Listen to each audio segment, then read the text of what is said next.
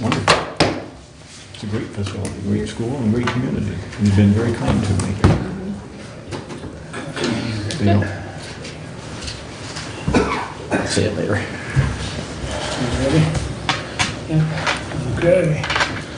We'll call to order, and if you please join us in prayer and pledge. Thank you.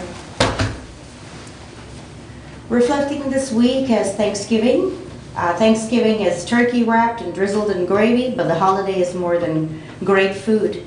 Thanksgiving bursts with reminders to thank God and marvel at all the way He has worked in our lives. I have taken the verses from the Bible, Colossians 3, verse 17. And whatever you do, whether in word or do it, all in the name of the Lord Jesus, giving thanks to God the Father through Him. Psalm chapter 100, verse 4. Enter His gates with thanksgiving and His court with praise. Give thanks to Him and praise His name. Praise His name. Concluding the verses from the Word of God, let us join us together with prayer.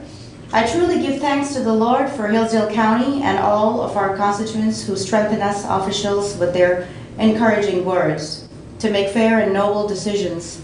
During this Thanksgiving week, I dedicate this entire week for gratitude to our men and women who serve our country, protecting us with their lives. I also ask God to guide our conversations with Christ-like love and humility. I ask this all in the name of Jesus. Amen. And with that, we'll have the Pledge of Allegiance.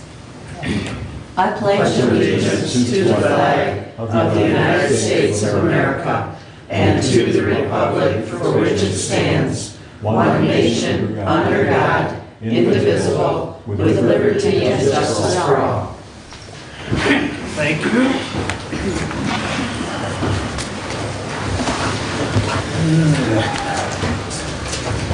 Our first call out to the public. Anyone wish to address the board at this time? We will have another public comment at the end of the meeting. Good morning, Renee. Good morning.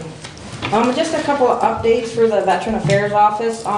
With the resignation of Tom Warzeka as chairman, we kind of shifted some things around, and we have just, the board has appointed another alternate.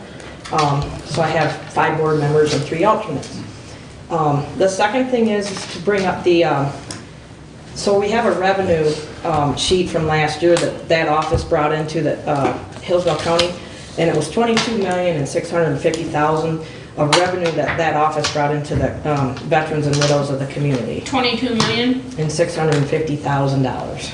And that's all with compensation claims, health benefits, various entities that the VA provides for our veterans and widows. That was when did that happen last year? It was 2018, June of 2018 to June of 2019. Any questions? That's never happened before. That's never happened before. 2 years ago, it was 22 million. So in the last 2 years, it's roughly 45 million worth of revenue coming into the county, and everything pretty much stays in the county for the most part. So it's a pretty good chunk of change to come back into the county. So yeah. Very good. Thank you, you. Renee. Anyone else wish to address the board at this time?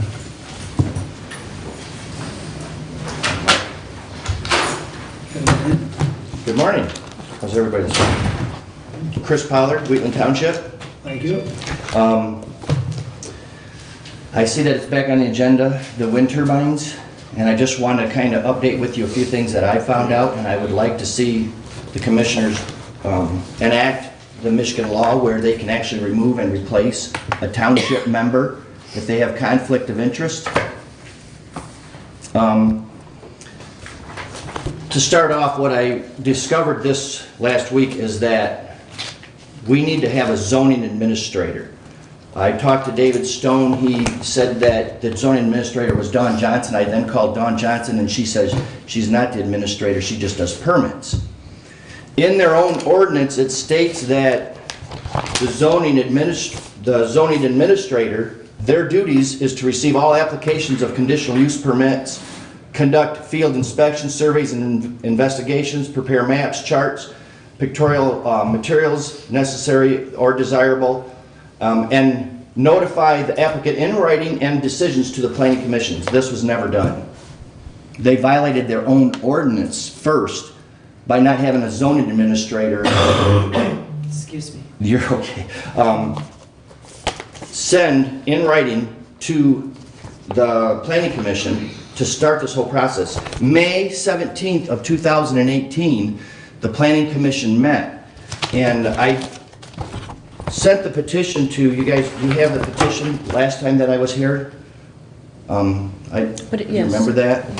On May the 17th, the planning commission sent a resolution and recommendation to the township board. Now what they did is that in their minutes, they adjourned the meeting. This is also backed up by the Hillsdale News and affidavits that I have for people. People filed out of the township hall, and then Mr. Tim Kelly said, oh, we forgot to vote on this, and they voted after the meeting was adjourned. You can't do that. That's an OMA violation. That's illegal. What we're asking to do is go back and do it correctly. When I went to the July meeting with the Township Planning Commission, there is too many people on that board that have conflict of interest. 4 of the 7 members have contracts with the company. They can't make a decision, and they did. They passed a resolution. What I'm asking is that we replace a couple of the board members and go back and do it correctly. Put this through right. We should follow law in the state of Michigan, and we shouldn't have to come up with thousands of dollars to fight a multi-billion-dollar company. We can't do that. We need to follow the law, and that's all I'm asking, is that the commissioners do have the authority to remove and replace a township board member if there is conflict of interest. And it happened last year, and it happened this year. And I'd like to ask the commissioners if they would look into this and talk to our township board and see that we do put the right people on the board, and we go back and put this through right. Put the ordinance back in right, because they violated their own ordinance. There's another ordinance that they violated in their bylaws that states on a conditional use permit, the planning commission put this into as an ordinance, that the parcels will not be hazardous or disturbing to existing or future neighborhood use. The zoning in our township is agricultural. It's not industrial. That's why they came up with these bylaws. They violated their own bylaws to put this through.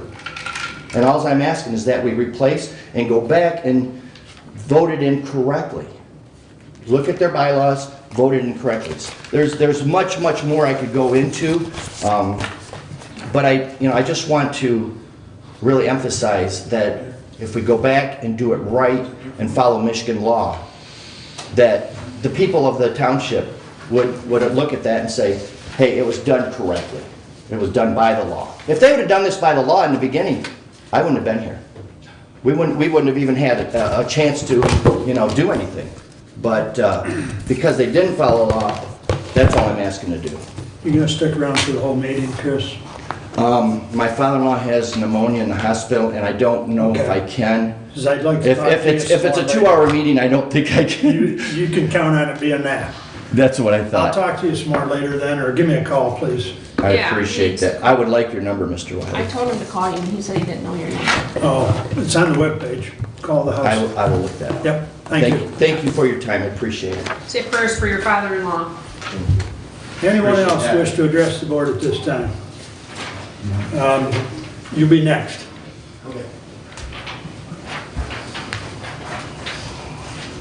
Good morning, Jack. Good morning, Jack McLean, 1445 South Bun Road. I talked last meeting about the skating rink at the courthouse lawn, or parking lot. I did some measuring. If they put it in the parking lot, you'd lose probably 7, maybe more than that, parking spaces. I did measure the lawn where the flags were, the veterans flags, across from the eatery, and the ice rink that the city I'm not sure what other organizations involved in it. It's supposed to be 25 by 50. There is plenty of room to put it there, about 4 foot off the sidewalk. It would be, there's a tree and like a meter reading hole there in the ground. It would be behind that to the east, and it would fit in there pretty well. I would just like the commissioners to think about it, try to come up with either a yes or a no. So there are other locations. I don't think they're as favorable. One of them's down on Union Street. It's kind of out in the middle of nowhere. There's no lights or nothing, I think. Besides that, I think uptown with the courthouse and being Christmas and everything, I think it would look very like a postcard type picture possibly. But it would also bring businesses uptown for the younger kids. I'm thinking of more of the younger kids where they can go and maybe not have a coffee, but have hot chocolate or something at some of the coffee shops uptown and stuff. But still be a safe place where parents could drop their children off and not have to worry about it because of all the lights. Thank you. Thanks. Thank you.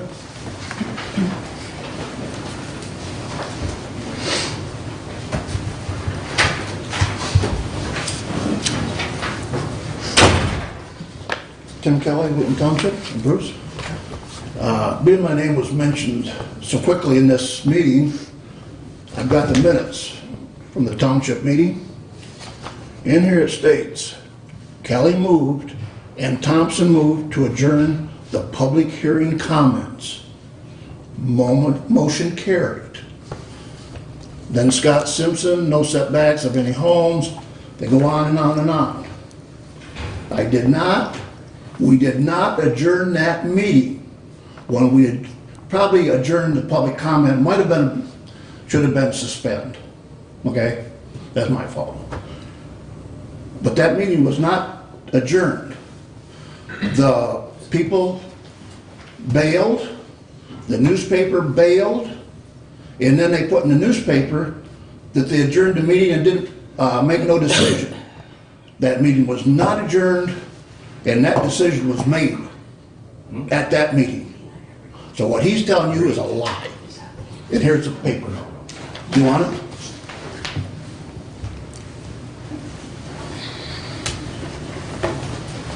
There you go. Thank you.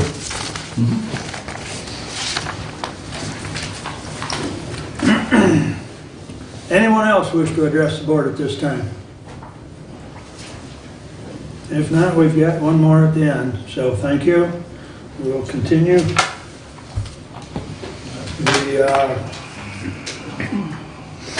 I'd entertain a motion to approve the consent agenda. I move that we add consent agenda 19122 to approve payment for malpractice insurance for Dr. Kimball to perform services at the Hillsdale County Jail. Are we adding that to the consent? Let's add that to the regular agenda, Okay. if you don't mind. Yes. Move to approve the consent agenda as presented. Support. Okay. All those in favor of the consent agenda as printed, signify by saying aye. Aye. Opposed? Okay. Correspondence is listed. Yes? Something came in the mail after the packet. This is from the city of Hillsdale, and the only reason why I'm bringing it up right now is because it's gonna be after our next, too Before our late. next meeting? Right. Okay. Paragon Metals at 282 Industrial Drive, Hillsdale, has requested an industrial facilities tax exemption transfer. Monday, December 2nd, there will be a public hearing at the Hillsdale City Council meeting in council chambers in Hillsdale City Hall at 7 p.m. So that's Monday night at 7, a public hearing at Hillsdale City Hall for Paragon Metals requesting an industrial facilities tax exemption transfer. Can I have that? Thank you. Thank you. Anything else on correspondence?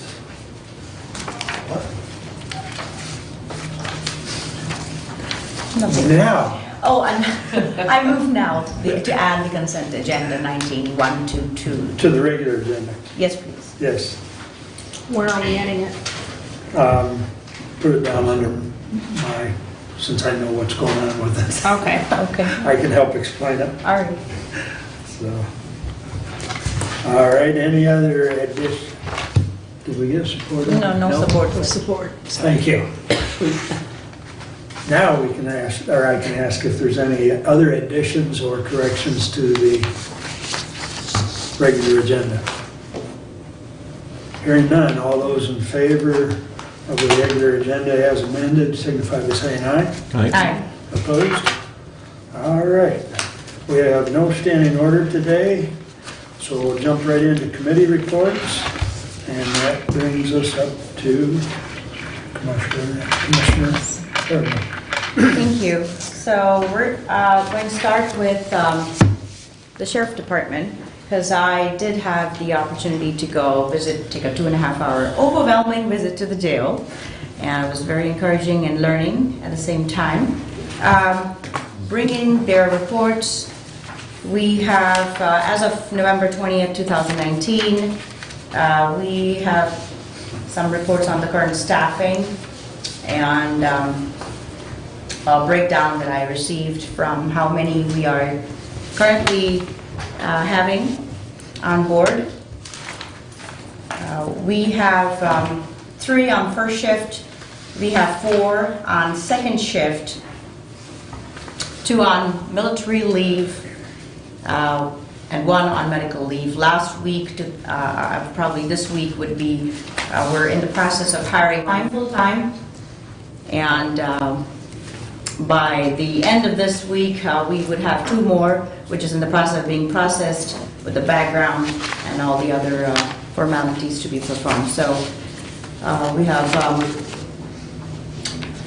7 currently working, 3 assigned specific tasks, and as I reiterated earlier, 2 on military leave, 1 on medical leave, 1 new hire in field training, 2 pending new hires, which would complete our full field training. 16 total deputies, which were there, we're beginning of from the year 2018, and by the end of 2018, we would have all of them in place. So with that is just a staffing report. I did get some other reports as it relates to the indigent defense documentation, and as it relates to that, we have some issues that were already approved by the Board of Commissioners in the past in reference with hiring full-time correctional officer,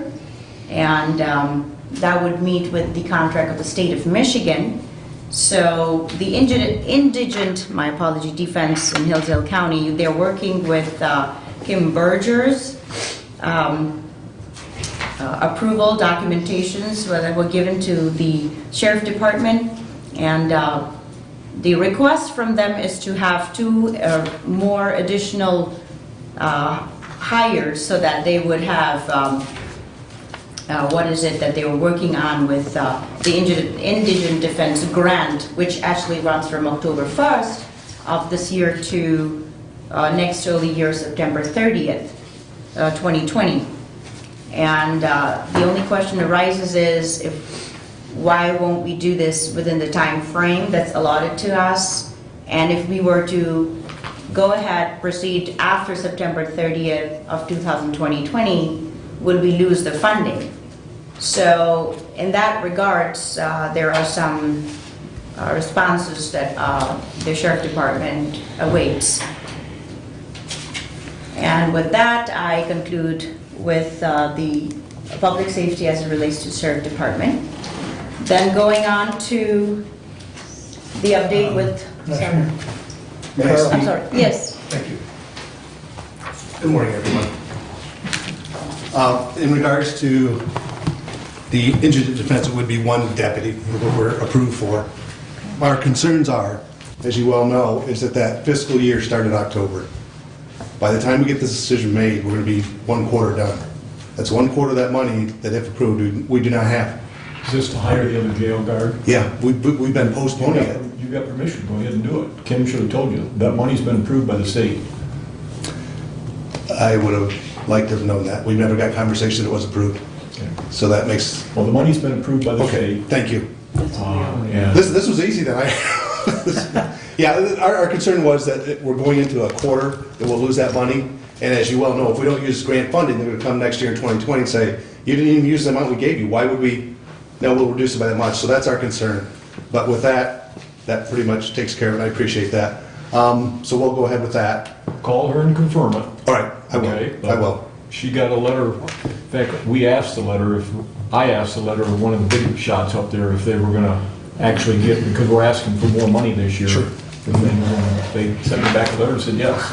Okay. We're gonna get it, so. Perfect. Okay, that'll take care of that. And as far as the staffing, we are working hard to get it reassigned back to our starting level of 2018. It's been somewhat of a challenge.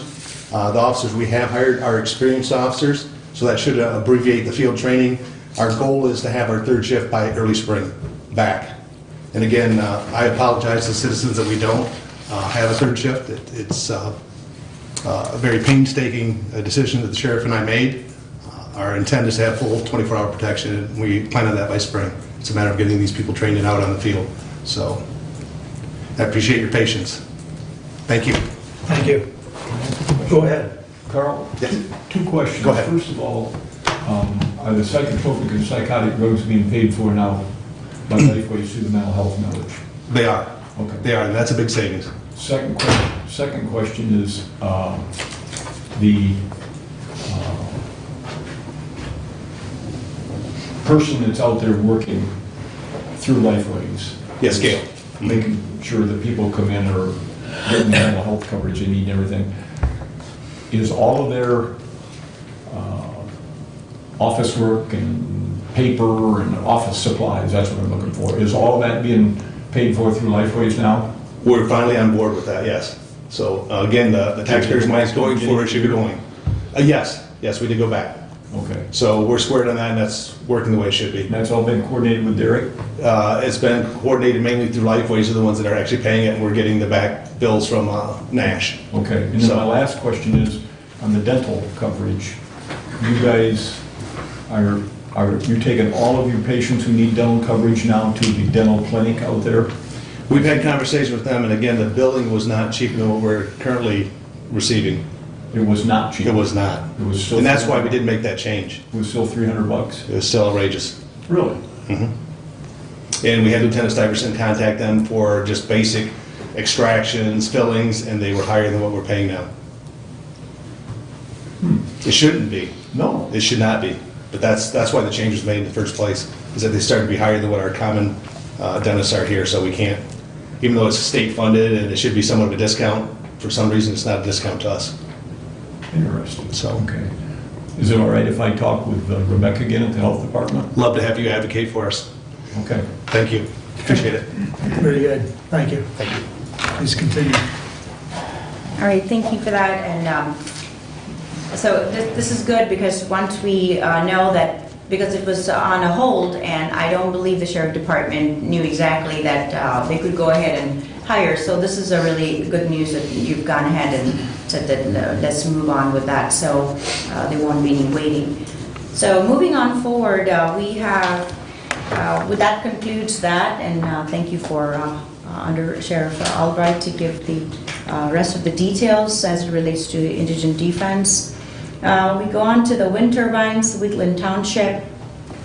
I have to just place what was given here to me, and I'm just going to again bring it out to the Board of Commissioners and the public that there was a petition for administrative appeal and a request for hearing on behalf of this group called Informed Citizens of Wheatland Township. So they did go ahead and present their case within the Wheatland Planning Commission, and I believe dating May 17, 2018, the Wheatland Planning Commission resolution and recommendation was made that the township adopt then proposed Wheatland Township ordinance, which is section 16.25, wind energy facilities, which has been currently one of those main highlights and concerns within the group and the local board officials.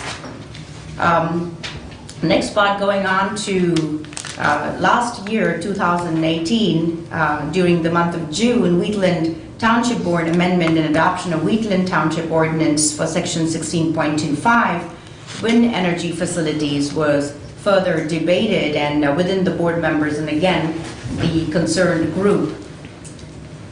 The July 18, 2019, Wheatland Township Planning Commission recommendation for approval of the conditional use permit pertaining to Crescent Wind LLC, which is the Chicago-based company, and we have Rick Wilson here.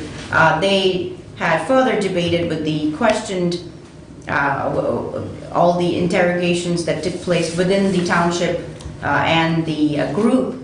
The concerned group seems to be an ongoing, growing concern, not only for just the citizens, but as you can see, we have the informed citizen group, Mr. Pollard, who has shared his concern.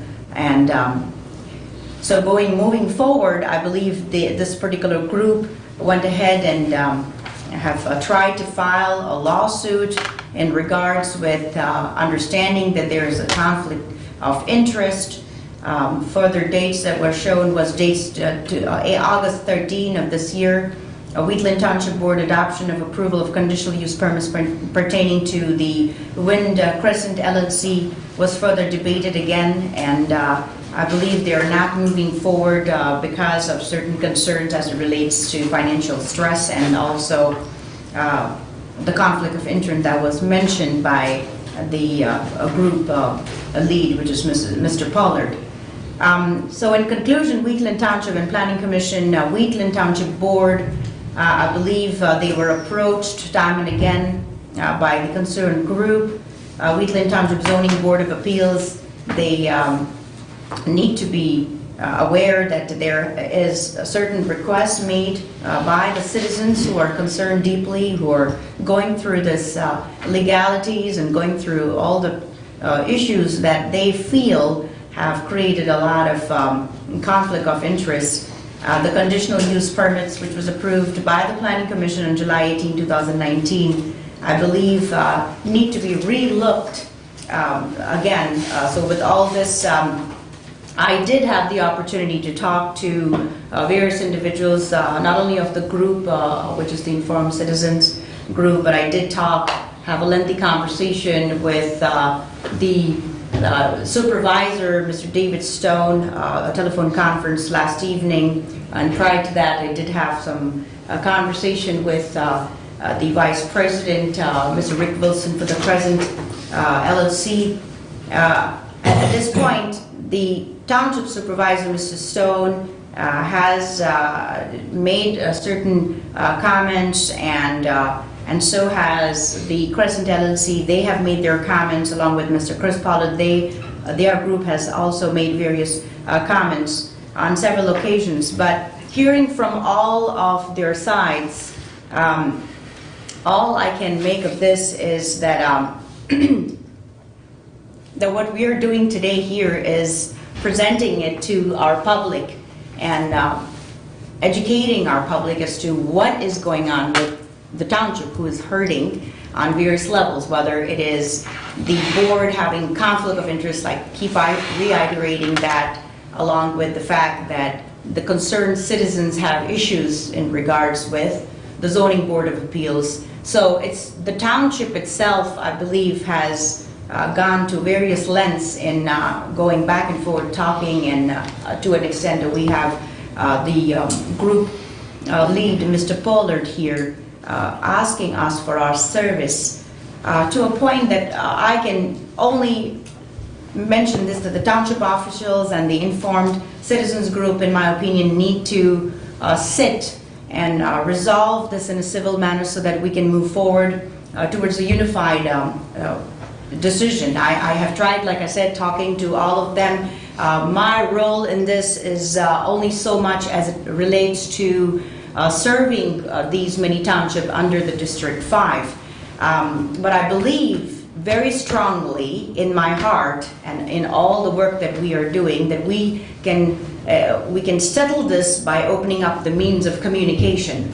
And I have full faith that the Wheatland Township officials that are here today and the citizens, that they would come to some consensus that they would come to whatever consensus they can work, or towards working a consensus that can eradicate this bitterness that everybody is going through, and which would increase and help the betterment for everyone's financial perspective. And I think communication is the key and the only means to solving this huge, in my opinion, misunderstanding. And I'd like to ask for apology because I came in the middle of the year, so coming to understand and going and visiting all these townships and getting to know my citizens, my only concern here is, with that given to said, I do not want to say anything as it relates to the company itself, Crescent LLC, Mr. Rick Wilson, because I don't believe I have any jurisdiction over to tell him as to how this has to move forward, because he's a businessman.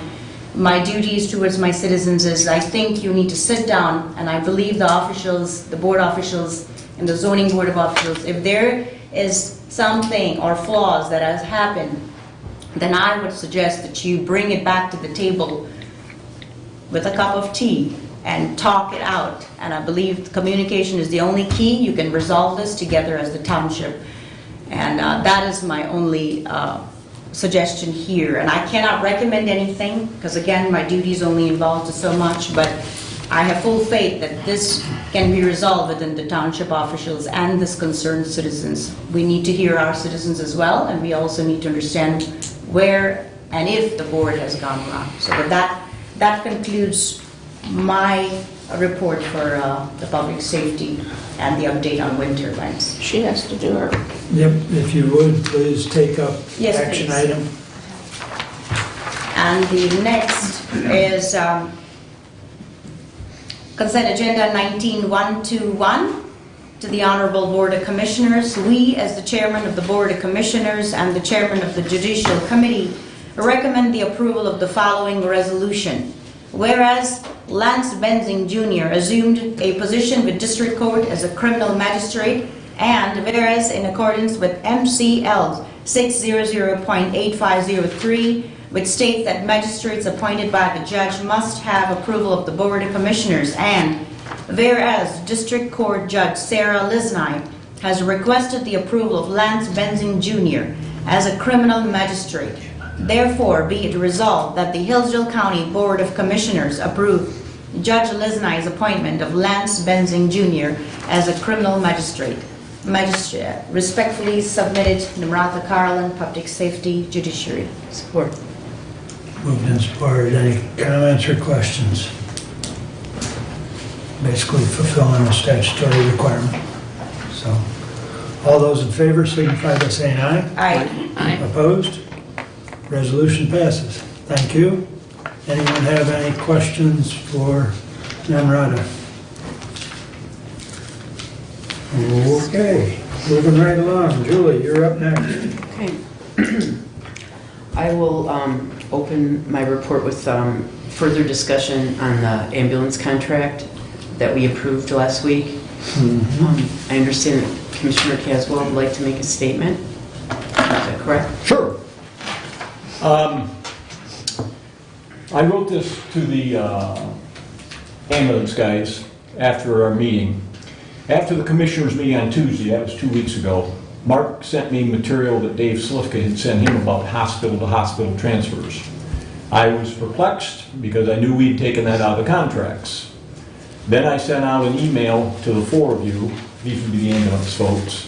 I didn't send one to reading, just to the other four, as Mark requested me to do, asking whether you'd support the contracts as approved by the commissioners. I received back an email from Dennis down in Walburn stating that he could not support the contract after my comments. He was very nice, but to the point, that he did not know why I had stated that hospital-to-hospital transfers were included in the contract when that was not true. And I might add that Dennis is really a good individual. And he's very honest and very straightforward. And I would trust him implicitly on anything. After I got his email, then I thought to myself, well, what the heck did I say? And when Mark had asked me the question about hospital-to-hospital transfers, it hit me that what I'd stated was wrong. I'd mixed up what our lawyer had told us about the money and what we could do with that and what was in the contract. I'm very sorry for the mess up, and I apologize to each of you. I sent this to the ambulance people as well as the commissioners, and now I'm apologizing to the public. There's nothing in the contracts about requiring that you take hospital-to-hospital transfers. And in fact, under the new contract, it'll be no different than the old contract. You can take them if you wish, I'm speaking to the ambulance people, or decline them if you wish. Again, I sincerely apologize. I explained all this to Mark. This email is being sent to the commissioners as well as the ambulance providers, and I've suggested to Mark that the vote for the resolution could be done over so that if any commissioners wish to change the vote, they could if they wanted to. And then I indicated I'll also be explaining this on camera to the citizens of the county, which I'm doing now. I'm very sorry for the fact that I gave you an inaccurate description of what was there. It's my fault, nobody else's. And when you're wrong, you step up and you admit it. And rather than burying your head in the sand and trying to make something out of nothing. So with that, thank you. Thank you. Thanks. Dave, do you wish to make any comment, or? Nothing, that's all, thank you. All right. Mr. Slifka is the president of the Ambulance Association, and I've spoken with him, and the contracts, as we approved them with the small change on the first page of an and to an or last meeting, they're acceptable to the Ambulance Association. We're actually having a meeting this afternoon at 2 o'clock at Wright Waldron, and we plan to sign those contracts at that meeting. So I don't think there's any further action needed at this point. Does anyone wish to have a revote on those? Or is everybody okay with what Julie just stated? I sure hope not. Okay, we'll move on then. All right, very good, thank you. Thank you. Thank you. You were entrusted with those. Yes. Keep them in my file, my messy file. I guess I'll just start.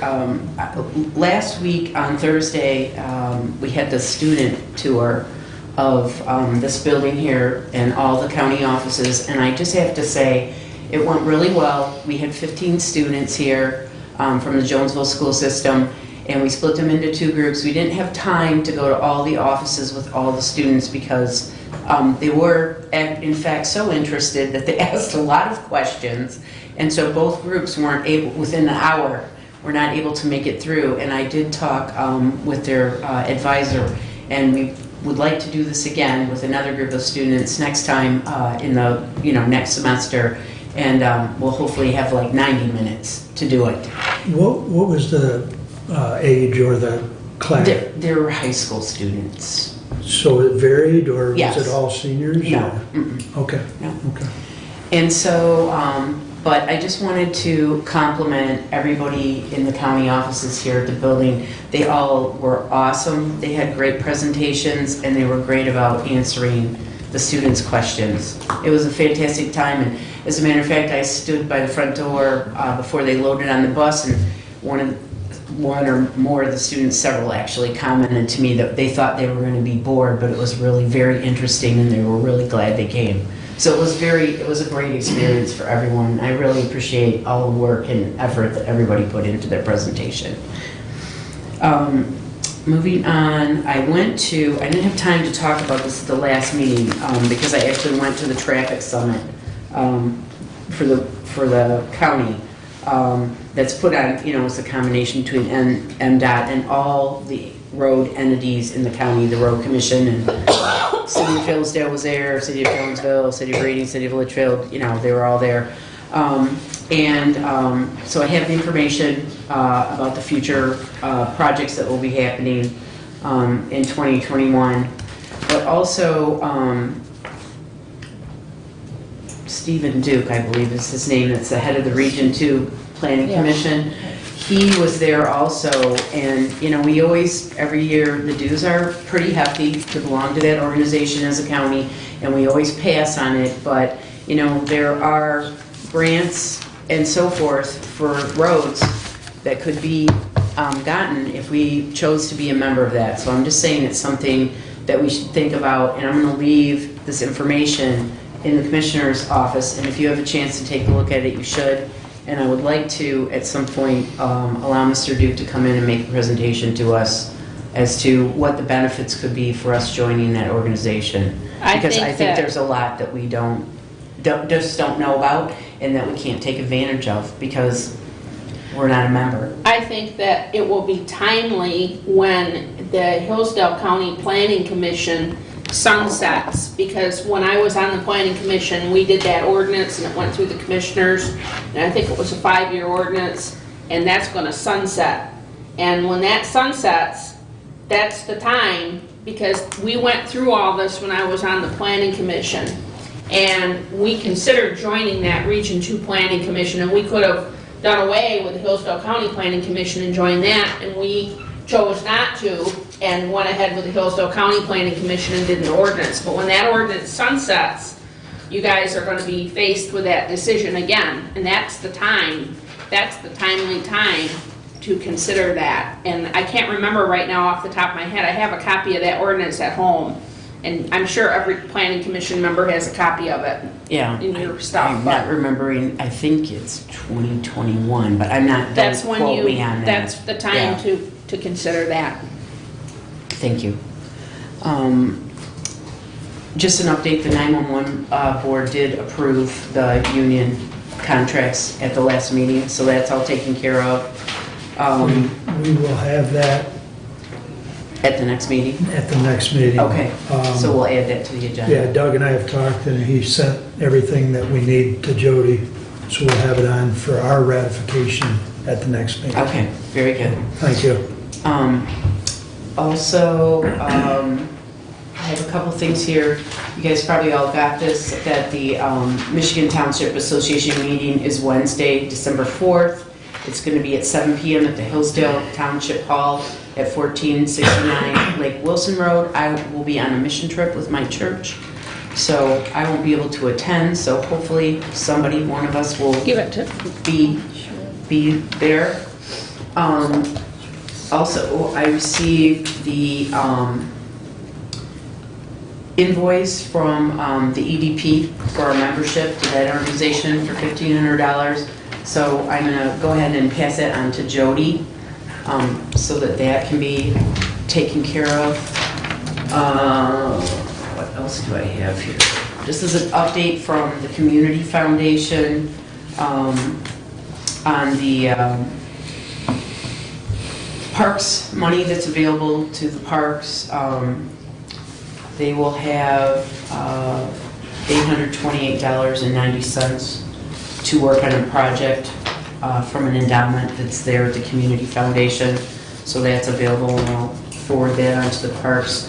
And then I did receive from the Community Foundation also the notice that the Great Give, which supports all the projects that the Community Foundation works on in our county, will be happening on December 3rd this year, and just wanted everyone to be aware of that. So that concludes my report for today.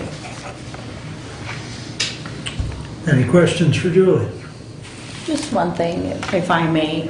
Fees that are associated for the Region 2, and I believe, I'm not quite sure what the number is, but I know when these planning commission do it within the city or the townships, and when they update their master plan, especially when they get their zoning ordinance, all of that updated, they do pay a nominal fee, which is, I think, roughly, if I'm not mistaken, about $12,000 to get that all straightened out and looked at and, finalize it, because you review those master plans every 10 years. So when it comes down to the county, I'm wondering what are the fees they're looking at.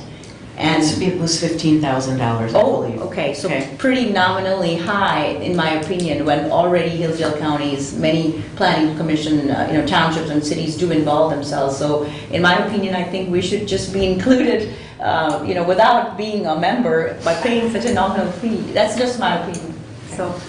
Well, we can talk to Right. Mr. Duke about that. Right. That's why I'd like him to come and That's do a right. presentation for us. Well, it's sometime after the first of the year.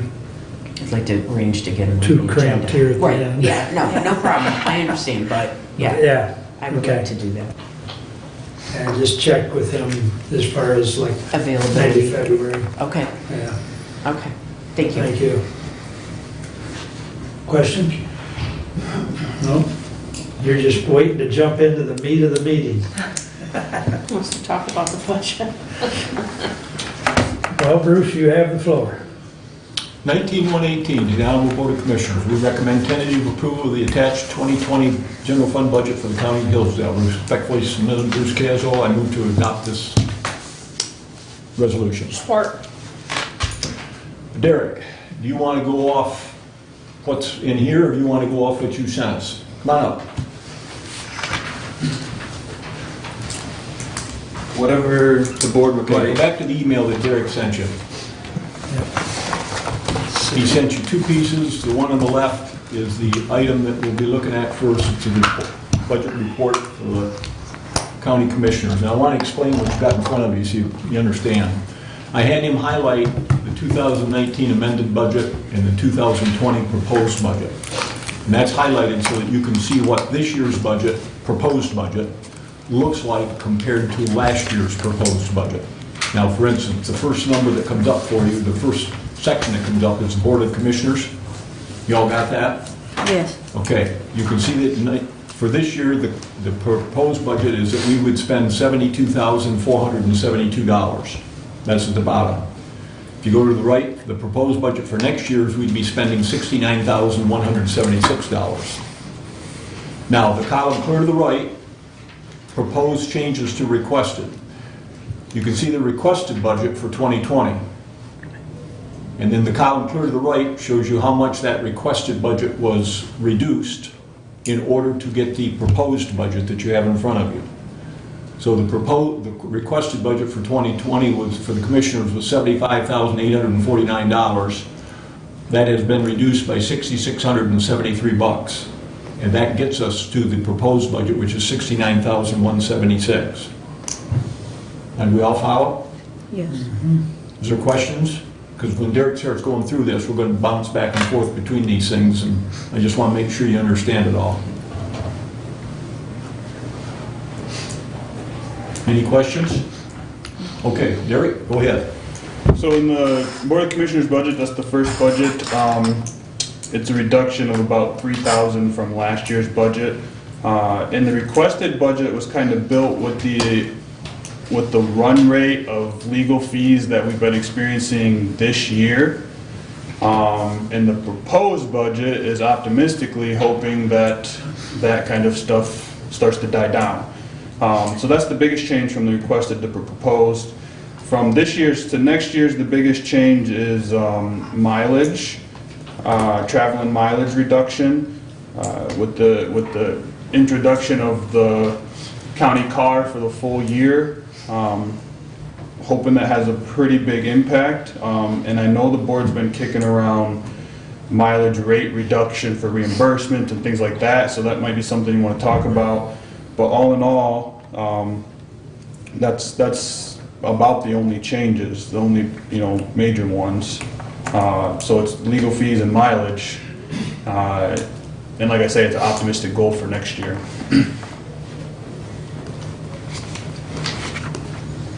Any questions on that? Keep her moving. Unless you hear a question, like Bruce said, just keep rolling, Derek. The circuit court budget, the biggest increase from 19's budget to 2020's budget is they have a part-time person. That position is going to become a full-time position. And that person gets paid for almost entirely from the 215 fund. This was, the boys from the state came down, so that's getting paid 2/3 of that budget. The 215 fund. I don't think on the circuit court, I don't think that's only on the front of the court. That's friend of the court, okay. So, I'm sorry. Yeah, so this is a full hit of, it's $8,000 increase to the budget. And part of the thing, I don't want to get too into the weeds, but I think the person that has that part-time position will be retiring. And so it becomes about trying to replace the position. And that's kind of that's what's in the budget currently. District court budget. So this one's kind of interesting. The biggest change from the requested is they requested a new person called a trial services clerk. This person would meet with people directly after they are arrested, learn all about their situation, and it would allow the judge to have information at the time of arraignment to give, an appropriate bond level. And give PR bonds and keep people out of the jail. So the whole point would be to try to reduce the jail population. Judge Lisney did say that the sheriff was on board with the position, and she said that she would take the position in any capacity, even if it was 5 to 10 hours a week, they could do something with it. As it is, the entire thing has been cut out just because our budgets, we just don't have a lot of wiggle room. So that's all been cut out, but that's what that request is. Also been cut out is part-time salaries. This was what the judge used to do shredding and scanning of their stored documents. And they've done a lot in the last 2 or 3 years to reduce what they have stored. And that's super important for the move as they're moving from district court to the courthouse. Judge Disney said she would like to see that stay, obviously, but as that is, that's gone. And then the one other thing I wanted to mention was she came to me a little bit later and said that her alcohol blood testing line item that she requested, she should have requested more, and that they're overspending that like crazy. And it's getting picked up a lot by the district drug court, which it shouldn't be. And she's kind of requesting that we bump that up to $5,000. It's at $1,000 right now. All in all, the proposed budget is $2,000 more than last year's budget, or the 19 budget. Any questions on that? So this is gonna have to be changed to... She's wanting it changed. She's wanting it changed. I've got to meet with her next week as far as that longevity pay. That may be coming off that. So if we've got to add a little money for the drug testing, that might be the source right there. Okay. Because that's, longevity's not in our pay scale anymore. Right. And I met with her last week briefly, and we're going to meet again next week. Okay. So I'll let you know on that. Friend of the court, now this one, the increase in this one is offset by the 215 contribution. This is what Commissioner Caswell referring to a second ago,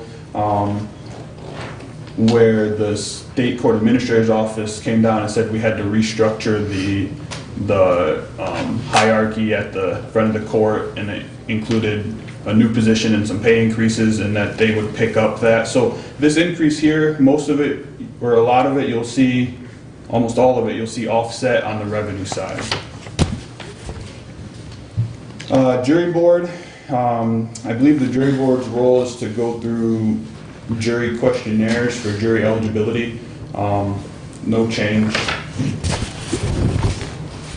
Probate court, wages are down a little bit as they had some senior or some longer tenured employees leave and replaced with newer employees, so they come in at a lower pay rate.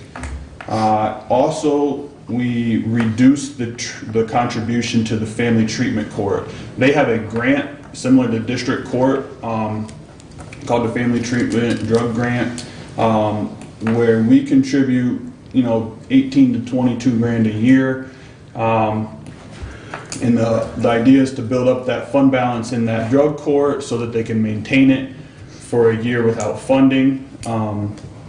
They have plenty of fund balance in there currently, so we were able to reduce our contribution for 2020. There's no other major changes in that budget. Mark? Finance department, the next one, Bruce, changes. wait one second. I'm sorry. My voice is not very strong today. I'm seeing longevity pay in all these. You've seen them in the courts. You've seen them Yeah, it's in the courts, and it'll get addressed. Okay. So All right. we may I just- have more than the 5,000 that she wants. Right, Yeah. okay. I just want to make sure. Okay. Yep. That wasn't clear. Thank you. It's been caught kind of in the 11th hour. Okay. Yeah. Thank you. Okay, the next one's finance department, and it's a $3,000 increase in Derek's salary, and that is because of what he was promised last year. We didn't give him everything last year, and he's getting that this year. He didn't want to take it, and I told him to shut up, he was going to take it. That's what he was promised, so Go ahead, next one. Clerk's office, so this is up about 9 grand from the 19 budget. A lot of that is in the SEIU wage scale that was done last year. Also, there's an increase to the deputy's salary of $1,750. Now, you don't see that whole increase here as her salary split between this and the elections office. Also in this was a requested increase for the clerk's salary, but that was not put into the proposed budget. So those are the main changes there. Any questions on that? IT department requested a new employee to help keep up with stuff. They requested the same employee last year. Again, that was not put into the proposed budget. And the only other change was the computer replacement. This is like computer parts. That was moved back down to 19's budget. All in all, he still has a $14,000 increase in last year's budget. This is a lot in contractual services, maintenance contracts, repair and maintenance, and then also in the equipment purchases. This is where he buys new computers for the county. He's trying to replace 20% of the stock every year, so that every 5 years we're replacing all of the computers. That went up $3,600 solely because we weren't budgeting switches and things like that prior, and this year he threw that into the budget. So, any questions on that? And we got money into the budget 3 years ago. First year I started doing the budget, we put $30,000 in there for Dave, and he wanted 40, so he could replace more computers, and we didn't have the money to do that, so we put in 30. So we've had 3 years of 30. Okay, well now, and this is the reason you have to replace computers, the old computers that our employees, some of our employees still have an operating system on them that Microsoft is no longer going to be servicing. Windows 10. So on the old computers, and there's 50 of them, 60 of them, something like that, we're going to have to replace the software. That's in the budget, but that's going to cost about $15,000. So this is the reason you need to keep the money in here in the future so that the computers are replaced on a regular basis. We just didn't have enough time to get them all replaced before this happened. But if you don't do that, you're going to pay me now or you're going to pay me later with computers. So that's in another part of the budget. It's not in here. Go ahead, Lee. Sorry. A quick question. So when we do replace the computers, can we do not, for example, if you have 20, can you not do all 20, but with the way the budget is, can you do 5 at a time? Rather than replacing all of them, the 20% of the stock at whatever given time, can that be something that you would think about? That's what we're doing. Okay, If I understand you correctly. Yeah. There's $30,000 in the budget every year for him to take to replace computers. Yeah. So over a 5-year period. A third, and a That should get third. everything replaced. Okay. Then you start over again the next year, replacing these back here. So you're only replacing 20% Yeah. next year of all the 20% of the computers. stock, yeah, Yeah. okay. Thanks. County survey remonumentation, this is a grant, it's, we get fully reimbursed for it. County treasurer's office, a $6,000 increase from the 19 budget. Majority of this is wages and fringes due to the SEIU contractual agreement. No change from the proposed to the requested. Equalization is up about $3,000. Same thing, SEIU contracts are contributing to this. Oh, and one other thing contributes to this. Last year, he got approved for a new employee to begin, I want to say April 1st. So he had the first 3 months of the year where he didn't have the same staffing that he's going to have for the full year in 2020. That's another reason why the 2020 budget's a little bit higher. Proposed to requested, he did request to advance that employee on the SEIU schedule sooner than contracted due to the employee's rapid learning of the office. He wanted to move the employee to a level 1 before they were a level 1, and then he wanted to bump them up a whole level and give them a promotion mid-year, but that has been removed from the budget. The only other thing is we reduced his equipment. Last year he had equipment for a new folding machine. That's what the $4,000 is for last year. Typically he doesn't have much of an equipment purchase, so we reduced that back to 0. MSU Cooperative Extension, the MOA assessment contract with MSU Extension had a slight increase of a little over $3,000. Also, the office rental had an increase. Actually, the office rental needs re-looked at because the last contract that the board approved was for 3 years, expiring in 2019. So we don't have a signed agreement for 2020 yet, but we did put a rate increase in here for 2020, assuming that the agreement will have an increase. Also, I have Randy was looking into the contract on that a little bit because I believe it was a deal that after so many years, we would own the building and no longer pay the rent. August 2020. August 2020. So we're gonna have, so there might be a little upside there because we have a full year's of rent in there next year. So we got one more building keep fixed up. Okay. That might be a double-edged sword. The elections budget, the biggest expense in this, well, there's, I guess, a couple things. Half the clerk's salary hits this, and 66% of the deputy's salary hits this. I think that's based on the idea that the clerk spends half her time working specifically on elections, and that the deputy spends most of their time specifically working on the elections.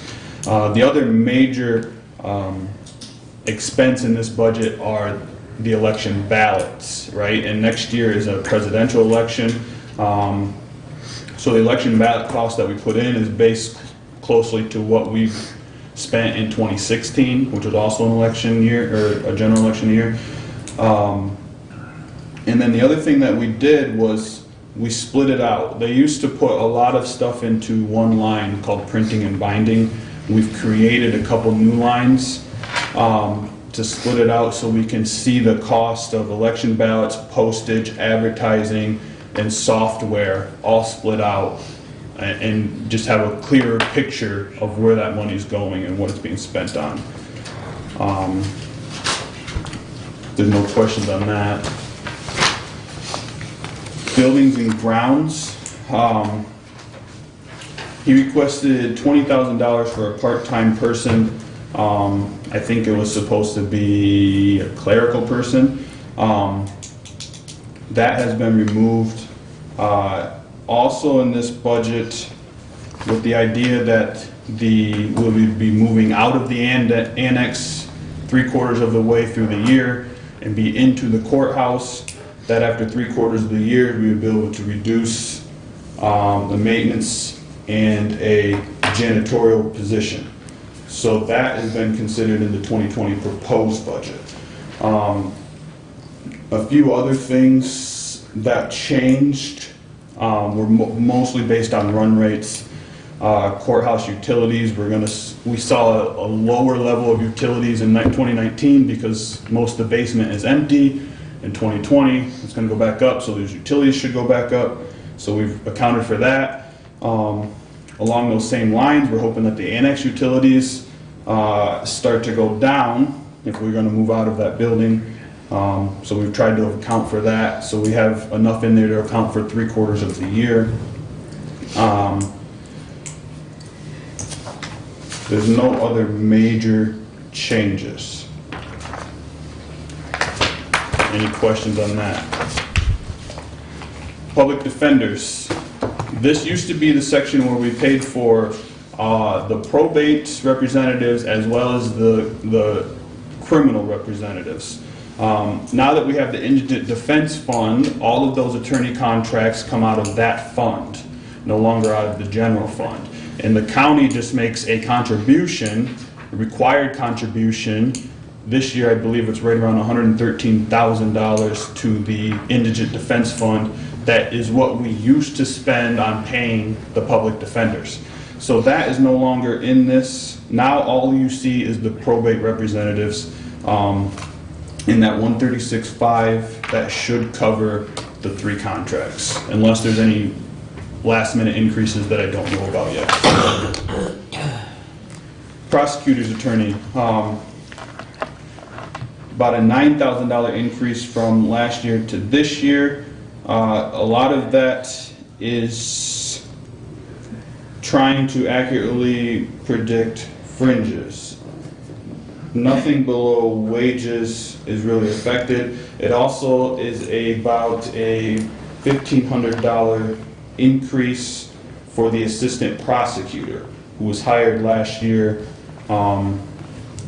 mid-year actually, and he was hired in at around a little over $48,000. It's requested to be moved to $50,000. That is still in the budget.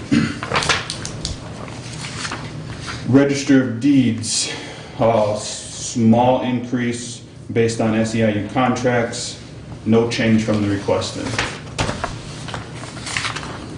Drain Commission, he's requesting to increase his maintenance salary pay a little bit, but this is all reimbursed through the drain funds, so it's actually a no cost to the county.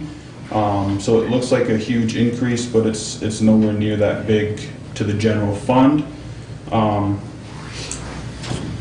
And it's they're still being paid on the SEIU contract. It's not going outside of the contract. It's just more hours, I think. I think that he used to have 2.5 employees, and now he has 3 full-time guys. And then the permanent salaries also does go up. This actually is a hit to the general fund a little bit. The permanent salaries, they used to have an employee who was budgeted to work so much in the veterans office and so much in the drains office. And that has kind of been going away. I think she spends maybe 1 hour a week in the veterans office as of right now, but the idea is that next year she doesn't spend any time in the veterans office, so she's budgeted as a full-time employee in the drains office. So when that was originally created, I want to say in 2018, you know, that was a split position. It hasn't really gone as planned. And I want to mention the drains issue. We still got money in the budget. It's over on our side, Oh, yeah. the commissioner's side, for the deputy treasurer. Matt made the comment that we might need more money if we're going to hire somebody for that position. Apparently, he's been trying to hire and so on and so forth. So the money's still there if he hires somebody and we can move it over. That's no problem, okay? We're just not putting it in his budget. And we might want to think in another year about upping that a little bit in order to make it more attractive for somebody to take that job. But that's an argument for another day, so go ahead, Eric, I'm sorry. Bus garage is all utilities, and it's based on what we expect next year to be. Friend of the court building maintenance is usually a pretty steady budget. Biggest chunk of it is also utilities. DHS building maintenance, we actually do get reimbursed for all of this from DHS. This is part of what you were working on, to try to get a flat rate out of them so that we don't have to go through this, and I'm behind on billing for the latest reimbursement, but we do get all of this reimbursed. Have you had any luck with the state? They've, Suspended negotiations? exactly. Okay. And I believe that contract expires in, is it 21? I'm thinking, I think it is 21, so we may just have to ride it out until the contract expires, and then we'll renegotiate. Okay. Courthouse office building,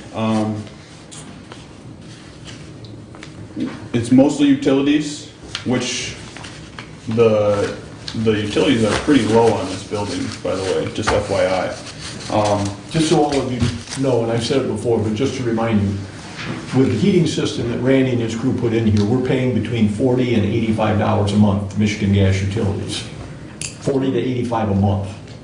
Yep. You ain't gonna get any better than that. No. And that's for the generator only? And that's And why, that's for the generator only? Yeah. This gas doesn't come into this building? That said, we did increase this budget a little bit as we have the elevator has needs. And then also, we gave them a little bit more room for repair and maintenance. Last year, we budgeted almost nothing in repair and maintenance, and we've already spent $8,000 this year, so. Sheriff's Department, some minor changes, just reduce some things based on a little bit of run rate. Gasoline and oil, for example, is only at about $26,000 this year. They requested 33, so we bumped that down to 28,000. Similar thing with vehicle repair, and similar thing with the equipment purchases. Actually, the equipment purchases is just being optimistic that we don't need to purchase quite as much equipment. So a total of $10,000 reduction. Nothing else has changed in that budget. and I want to mention in this budget, because I've had the question asked from me from the public, so all of you know. Carl mentioned earlier that we don't have night patrol. And the reason we don't have night patrol is because we just don't have the people, okay? The money's in this budget to fund people for next year. So if they get the people and get them hired, the money's in here to take care of that. It's not a money issue, it's just Stop. finding the people and having the bodies out there, okay? And the other thing I want to mention is the overtime pay here. If you look at the overtime pay, okay, $99,000 was what we put in our budget for 19. Y'all see that? Yep. Okay, you can see that year-to-date it's 130. Now, what that tells you is that those deputies out there are working a tremendous amount of overtime. Now, they're over on that, but if you look at the salaries, they're way under, okay, because they don't have the people. And so deputies have been filling in to do overtime. You can't keep sending deputies out to do Right. overtime day after day after day and not expect them to be able to do it. It raises havoc with their family life and everything else. So if you look at that line and you see that the reason it's happening is we don't have the people, which would come out of the salaries line, so we're paying people overtime, and the sheriff, quite frankly, in my opinion, made the right decision he had to suspend it. You can't keep working people like that. And those of you that are out there in TV land, working in the factories, you know what it's like to be asked to do double shifts and so on and so forth. It gets old after a while. And it's not good for their health, it's not good for their families, and so something had to give. Go ahead. Road and traffic grant. This is a grant, this is actually one of the subjects of the governor's line item vetoes. I think the funding is still up in the air on this one. I don't know where that's at. I was in Lansing last week for a MAC committee meeting, and we were told that that's pretty much a done deal, pretty much back in. So I think we're okay with leaving that alone for today. Okay. So that's what's in there right now. No change from the requested. The one change you will see from the last year's budget is health insurance. So I think there's some, I guess, discussion on whether health insurance is reimbursable on this grant. We haven't been getting reimbursed for it, so it's currently not in the 2020 budget. But if, and respectfully, Mr. Chairman, Understand? I'll believe it when I see it. But if we get the grant, and if we can put health insurance in it and have that reimbursed, we can amend the budget later to do that, so that we get it through there and we don't have to pay it out of the general fund. Right. But right now, we don't even have the grant, and as Derek said, there's questions as to whether or not it would cover health insurance, so we're playing it safe and moving it over into the big health insurance pie. Medical marijuana grant. This grant was sought out in 2018 by the Sheriff's Department. They got it, they utilized it, and I think they changed a lot of the stipulations attached to it, they meaning the state, so the Sheriff's Office did not go after it in 19. However, the Health Department did. and we work as a pass-through agency for the health department now. Whereas they spend the money on the grant, submit it for reimbursement, the money comes back into us, and we kick it back out to the health department. So as far as So the general sheriff's fund, department gets the money from the state. The health department does things, and then that money goes to the health department. kinda, more like they spend things first, then the county gets the money, and then we give the money to the health department. Only in government could Yes. we devise such an efficient system. Yeah, it's just nuts.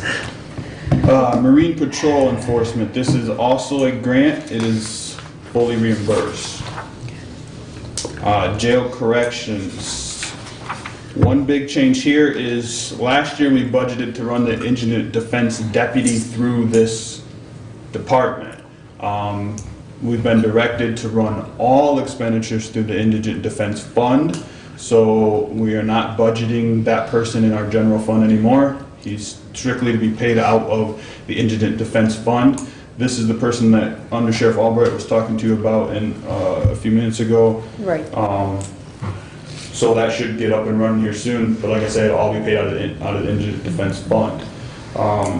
The major changes in this budget are we bumped up meal contracts, which is just meal supplies, I think, more than anything.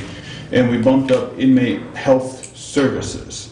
Both of these are running pretty high in 19. It has to do with jail population. And I think the judge's pitch for her trial clerk services person addition is to try to curb some of these jail costs. I'm not sure that it would be a one-to-one savings. I don't know what it would be, but that's her kind of pitch. Derek, can I interject something there? Sure. We have had talks with the judges, and specifically Judge Lisney, regarding our jail population, our constant overcrowding. We have talked with all the other chiefs of police in the county. We've come up with a plan that when people are overcrowded in our jail, she will automatically allow us to PR them out. So they do not become a liability to the county. It saves us money. It keeps people out of jail, which is our goal. And I think that you'll see a reduction in our meal costs is our goal. And she's working with us to do that, and it should take effect in the next couple of weeks.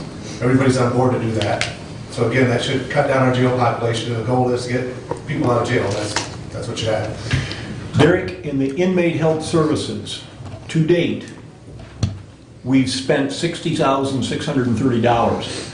Have you taken into account the money for the whole year that is now going to be reimbursed from for the psychotropic and psychotic drugs out there? Is that taken into account in here? No, but what you'd probably see is you might see that on the revenue side. If they were going to write us a check, They're going to pay for it. if they're going So to, this number here that we're seeing is that we've paid for everything out there. Right. But there's a chunk of it going to come back. My question, do you know approximately what size that chunk is? I have no idea. Okay, so probably, I'm going to guess $5,000 or $6,000 you can take off that because it's psychotropic and psychotic drugs that are being reimbursed. It just, the system hasn't caught up because we didn't get this taken care of towards this fall.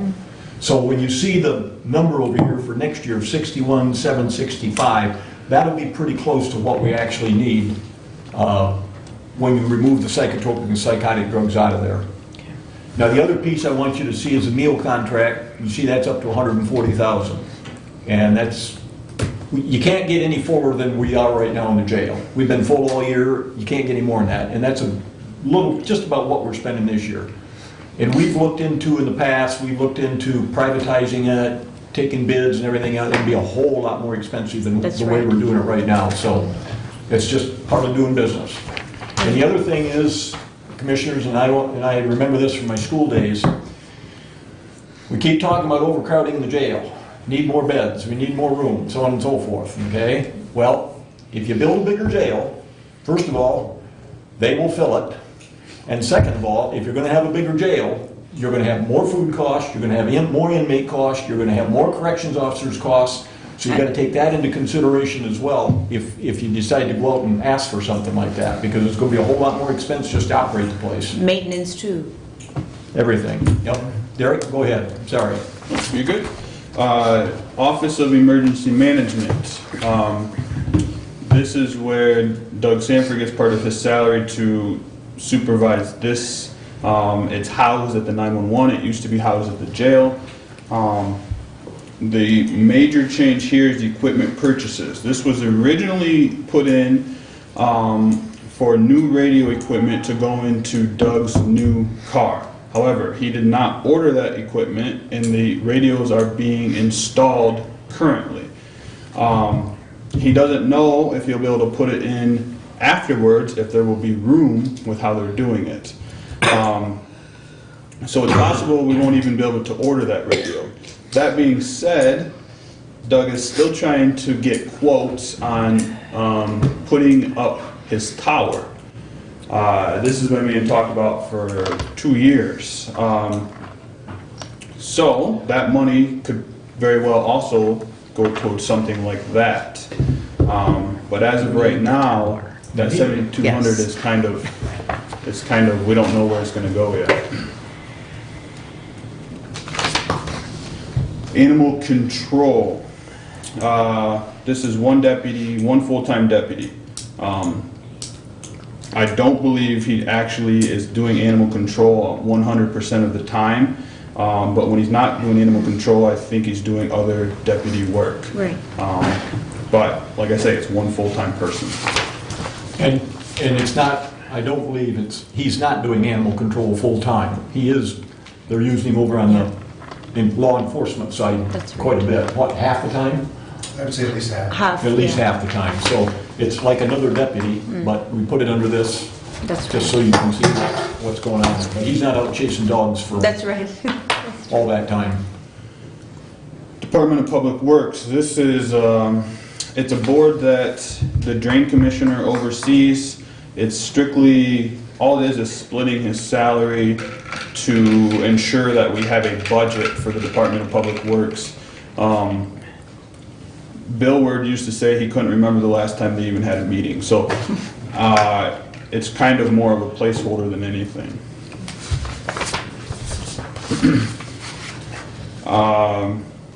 Health Department building maintenance. We used to clean this building as part of our janitorial staff.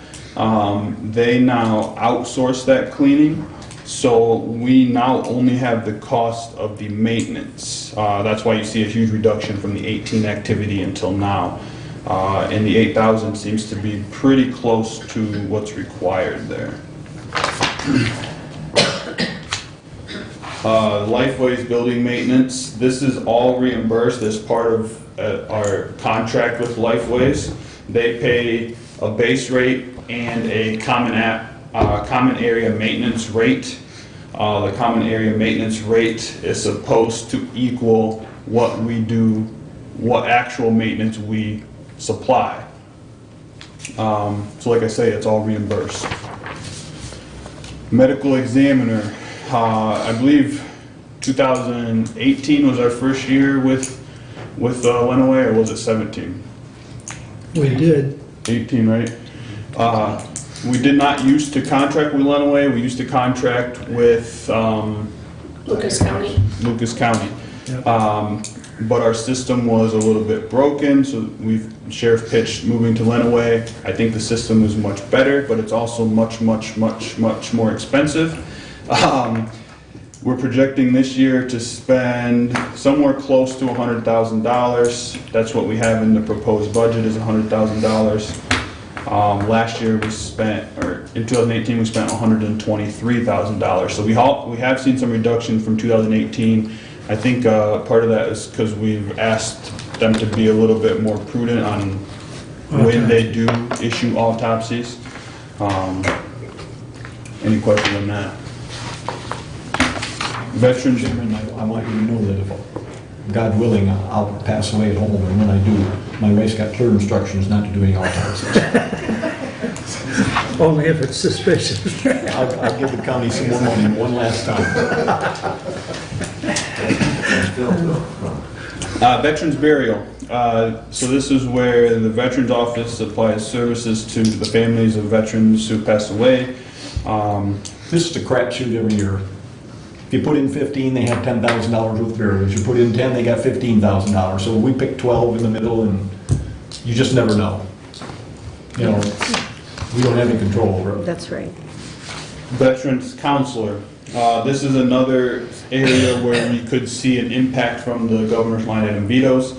The assistant veterans counselor that's in their office now is fully paid for by grant funding. When Renee did her requested budget, she requested to put that person in here for part-time with the, you know, with the idea that that grant might not be there for her. But when that person was hired, it was said that she was to be fully paid for by the grant. So now it becomes, if the grant's not there, it's up to the board what they want to do. We did not put her in the budget. And I want all the board members to know that when all this was going on, our fearless leader was laid up, deaf and couldn't hear and everything else, and so he put me in charge of talking to these folks, and they wanted a guarantee from me that if this grant went away, that they'd get this money, and I said, no. I said, no guarantees. So they knew ahead of time. And possibly they can get the grant again? It's possible. Okay. But they knew up front. I mean, I didn't commit to nothing, so I just want you all to know that. The other thing you see here is part-time salaries. I mentioned earlier with the Drain Commission that they used to split that person. That's why you see a $6,000 in the budget for that person.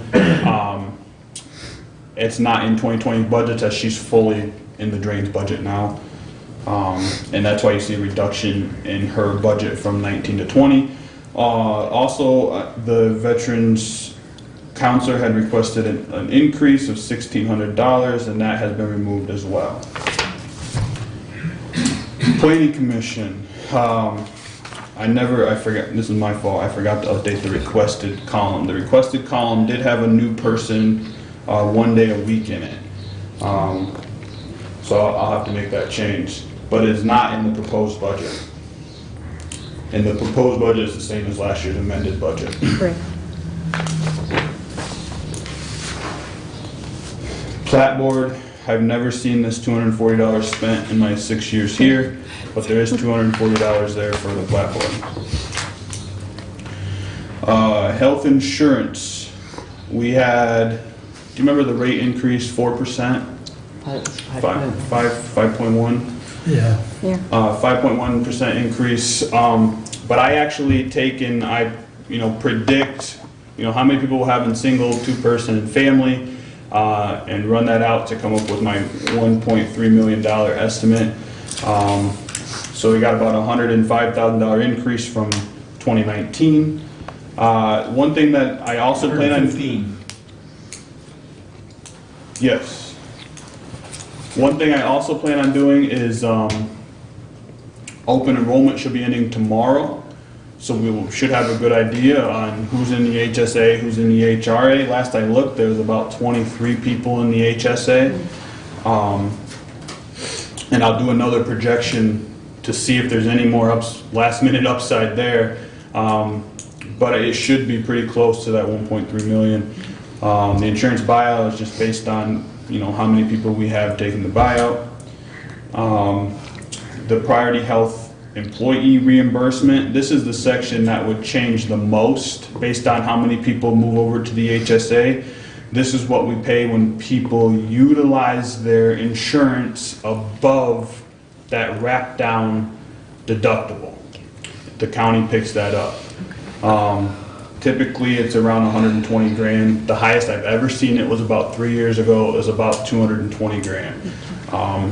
With the introduction of the HSA, we could likely see that go down a little bit. And I want to say on this health insurance, if there's one thing we've worked on as a commission, busted our tails to try to keep down its health insurance. And if you look back, 44 North brought us, if you look back over the last 6-7 years, it's been not skyrocketing like a lot of other places, okay?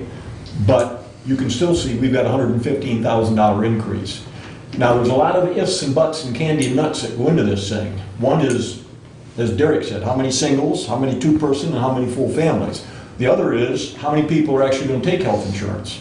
Because if somebody's working for the county and they've got a spouse somewhere else, they could take it from them and then they take our buyout. So we always guess every year about the number of people that are gonna actually take insurance, and then how many people are single, two-person, and full family. So can be a lot of variation in this. And then the final thing, as Derek said, that we guess on is how much are they gonna utilize this stuff? Because we pay back the excess that they spend on their deductibles. We reimburse them for that. So if we have a couple people that get really sick, okay, that can drive up that line item, that cost, okay? We're committed to that. So this thing can fluctuate a lot. There used to be a lot of slop in this particular part of the budget. There was a lot more put in there than what traditionally indicated that we were spending. That's been narrowed down, but I just want you to understand, if things turn south, this could end up being a little bit short, okay? It's pretty close to reality. Oh, yeah, I mean, we're gonna be, It's pretty close Right to on reality this this year, year as far as what we're spending, so it's a lot better than it used to be, but there's a lot of downside risk here, just so you know. life insurance. This is sheriff employees are offered life insurance policies for free. Dental insurance. So in this one, the sheriff employees are 100% paid by the county. All other employees are 100% reimbursed back to the county. So if a non-sheriff employee enrolls in dental and it costs us $5,000, we get back $5,000 on the revenue side. And there was a slight increase in the rate for dental insurance this year. Employer pension, I don't like the name of this one, but all this is setting aside a chunk of everyone's retirement funds. So, and it's not just pension, it's MERS and the defined contribution, based on the turnover history in their department. And the idea is that if I have a vacant spot in my office for 3 months, and then I hire someone and they don't get retirement for 3 months, now I've gone 6 months without having to pay that person retirement that I budgeted for. And in the past, that entire 6 months of retirement was, you know, kind of at the discretion of that department head to spend however they wanted. And we saw, you know, some, I don't know the right word, but we saw people kind of take advantage of that. So we've taken out that anticipated turnover and we've set it in the commissioner's budget. Now if that money isn't spent, it's the commissioner's discretion to do with what they want. And We did this last year for the first time. And if they do our staff's full year, then we have the money to do a budget amendment and give them the full year's worth of staffing. And you'll see that at the end of the year, probably our last meeting, you'll see all kinds of amendments, because there's some departments that have stayed fully staffed, so we'll be moving FICA back over, some FICA, some MERS, some Medicare, some Social Security, okay? That's what that's all about. We're still gonna come out money ahead in terms of not having that money spent and us being able to decide where it's gonna go. And the next one, I think, is the same thing. Exactly, yep. Yeah, so basically you're $41,500 sitting over here. And if it's needed, it's transferred back over. If it's not needed, it stays with us, and then we can decide where to put it. So nobody's buying furniture with it. You said it, I did. General insurance. This is where we see liability insurance, building insurance, fleet policy insurance, deductible payments, and storm damage payments. These are paid, the big ones are paid biannually. So paid twice a year. And the proposed budget is based on the last rate we had, which was July 1. Derek, Yes.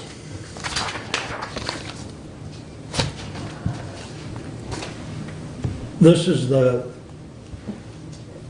area that you and I talked yesterday about the malpractice insurance. Right.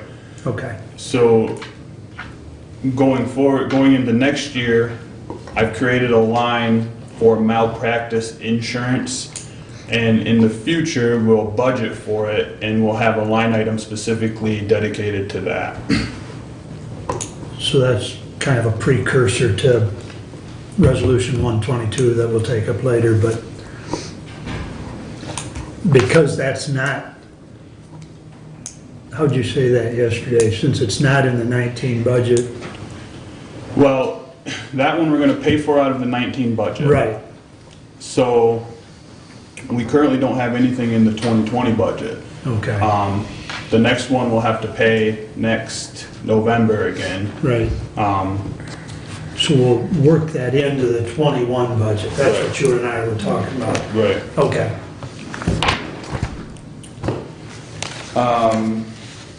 The next one is MESC, that's our unemployment bill.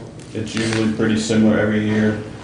That negative activity is because we have some other funds that, I think it might be the drain fund, that pays us a percentage every payroll towards unemployment. Then when we get the big bill, we'll get a $6,000 bill at the end of the year. So. Workman's comp.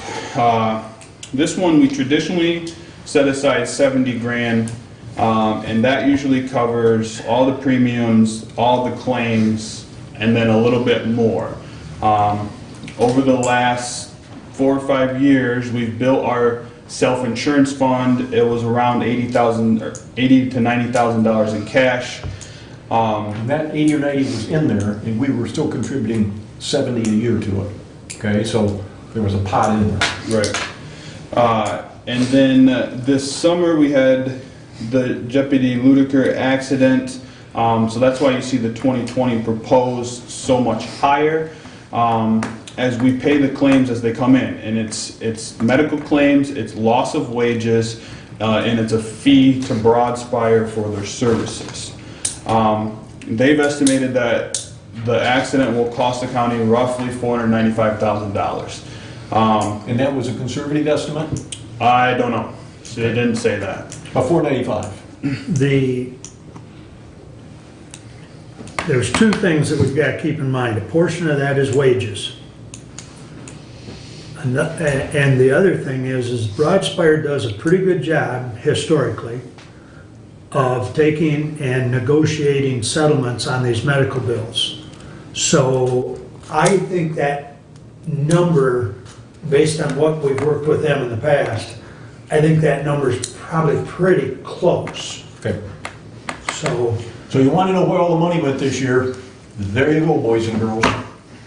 now, one thing I talked to Derek about yesterday is can we or should we reduce that a little bit so that I've got some money for salary negotiations?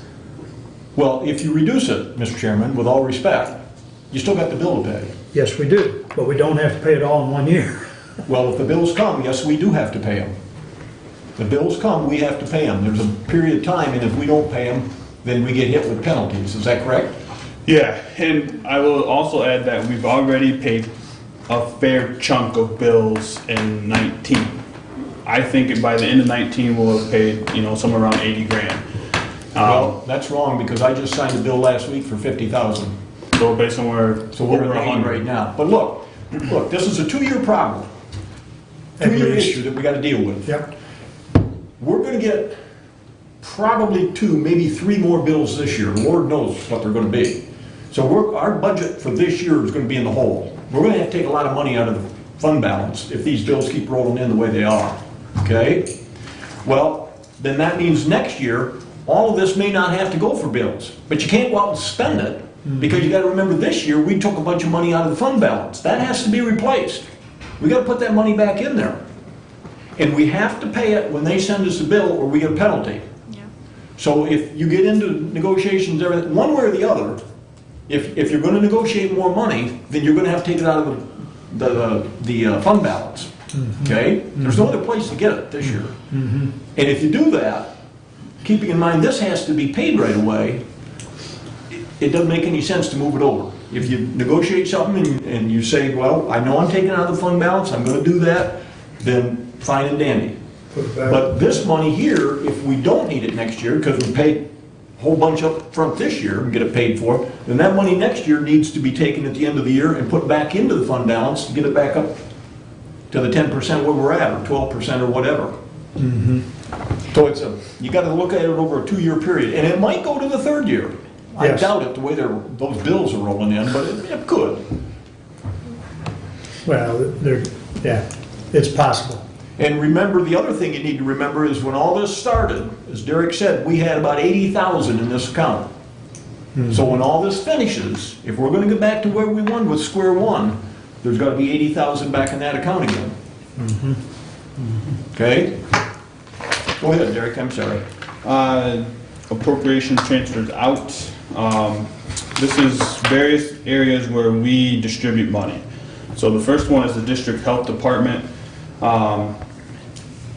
And if you see in 2019 current activity, we've already contributed more than what we budgeted.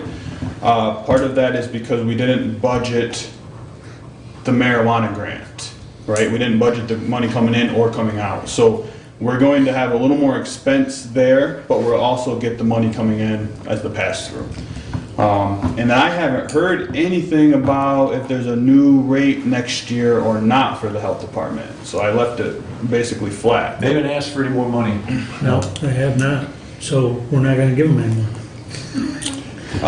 They're gonna need it. They came up on that Medicaid treasure. Medicaid money. They Yeah. found Medicaid money to the tune of about $750,000, so they're happy.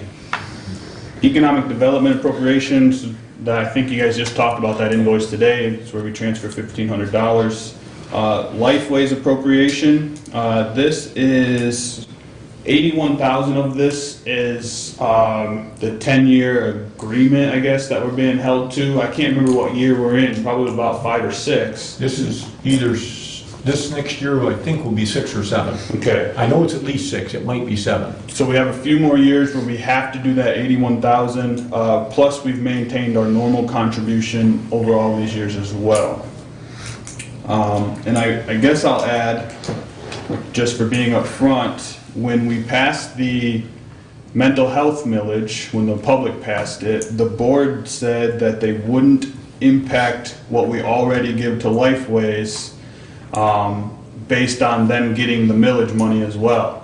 So just for whatever that's worth. Well, the intent is that the millage dollars all went towards mental health, not towards our Additional contribution. mental health, Right. right, yeah. Right. But you could have potentially had the option to reduce what we're contributing and replace it with the millage money. You've said you wouldn't do that. That is correct. Soldier, Sailor, and Relief Fund, this is 1/10 of a mil. It's calculated, it's by statute.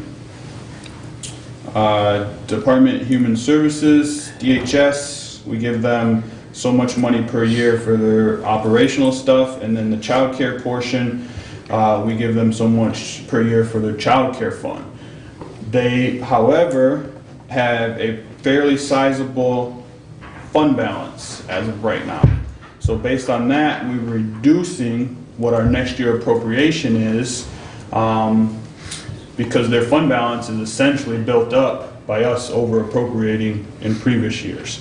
One reason that happens is they submit a budget, say, it's $500,000, but they only spend $400,000.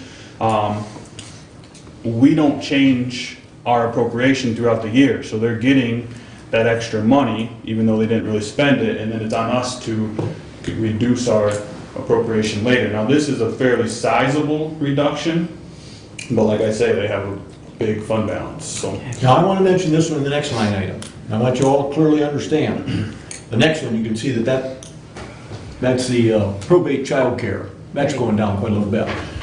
Derek has said, and he's right, over the years, that money builds up. There's extra in there. But the reason we allow it to build up is because you get one little buckshot who's got all kinds of problems, which we had at the beginning of this year. And one kid can cost you $50,000. And that's what we were looking at. If that kid needs a lot of psychological help and has got really messed up problems and needs a lot of intensive care, it can run you $50,000 for one kid. So we've always kept extra in those funds, okay? So that if a kid comes along like we had this year, we can pay for that kid. and we don't have to scramble to find the money. Now, with what's happened with the deputy, these funds were taken down. Okay, if we get a kid who has a lot of problems, we gotta come up with them, we're kinda gonna be exposed this year. So we gotta remember that, okay? We're trying to move things the best we can, but I've heard from the public, well, how are you gonna take care of a $500,000 problem? Well, we're taking care of part of it, a significant chunk of it, by doing what we're doing here. But if we get kids who need a lot of intensive help through probate court and so on, we could come back in the middle of the year and we could say, well, we're gonna have to dip into the fund balance even more. So I just want you all to understand that going ahead. If we don't get that kid, we can come out and next year we can start building those back up again and provide a little protection for ourselves, but. See, and to your point, I was just looking back at the meeting from last week, and we're running around $400 a day, I believe, right now on the county child care. Is that fairly accurate? I don't know. Okay, well, that's the numbers I got from the meeting last week, but, you know, and that's low because we don't have any kids in special care right now. And Judge Bianchi has done a fabulous job at negotiating rates with Lenawee County. She's gotten some very good deals over there. She had a wonderful deal, and then they finally woke up over there, and she got a deal that's not quite as wonderful, but it's still good. Yeah. And we've saved a lot of money by her negotiating that over there, but it's still, it's costing us a lot of money. And if you get, like I say, this one kid that we had that ended up having to go over and have a lot of intensive care. And I don't believe he was at Maury Spears. I believe he got sent to one of the state facilities, if I Right. remember right. Can run a tremendous amount of money. Yeah, they're, You're talking $500 a day. yeah, just one can run easily 500. For that kid, we actually did pay for him out of our general fund though. The child care fund didn't pay for him. Right. So, All right. Let's see, Region 2 Commission on Aging, this is what we appropriate every year to them. Drains, this is the drains assessment. I get this number from Carol, or sorry, from Karen. Derek, let me stop you a minute. Yeah. What do we get for that $4,000? Is that just, I mean, Region 2 Commission on Aging, is that just like our membership? Or what? I don't know. is that Region 2 Commission on Aging, or is that the Area Agency on Aging? Region 2, as far as I know. I think it might be the Area Agency, and we have to make a contribution to them. I think that's what it is. Okay. I could be wrong, I'm being wrong a lot nowadays, but I think that's what it is, and that's our contribution we have to make, just like Jackson and Lenawee have to make contributions. Now, I could be totally off base. I'll get a more clear picture. Thank Okay. you. The county parks, we always appropriate 25,000. You see our current activity is actually 29,750. That's because they requested that we do some work for them or pay for something throughout the year, and they agreed to do it. They requested 35,000. We reduced that back to our normal 25,000. I believe that current activity had something to do with the barn that we helped pay for, wasn't it? Okay. Audit fees, this is basically contractual. It shouldn't really fluctuate. Labor relations, this is a lot of what we pay when you're negotiating with the unions. Animal control services, this is what we've agreed to pay Branch County, $30,000 per year. Now, that agreement is $30,000 a year, and if I remember right, after 5 years, then they settle up. Yeah. And what's the deal, Derek? They settle up with us, and if we've overpaid, then they give us credit going into the future, is that right? Yeah. Based on the Yes. number of dogs we're taking over? Yes. But if we've underpaid, then we owe. So there needs to be a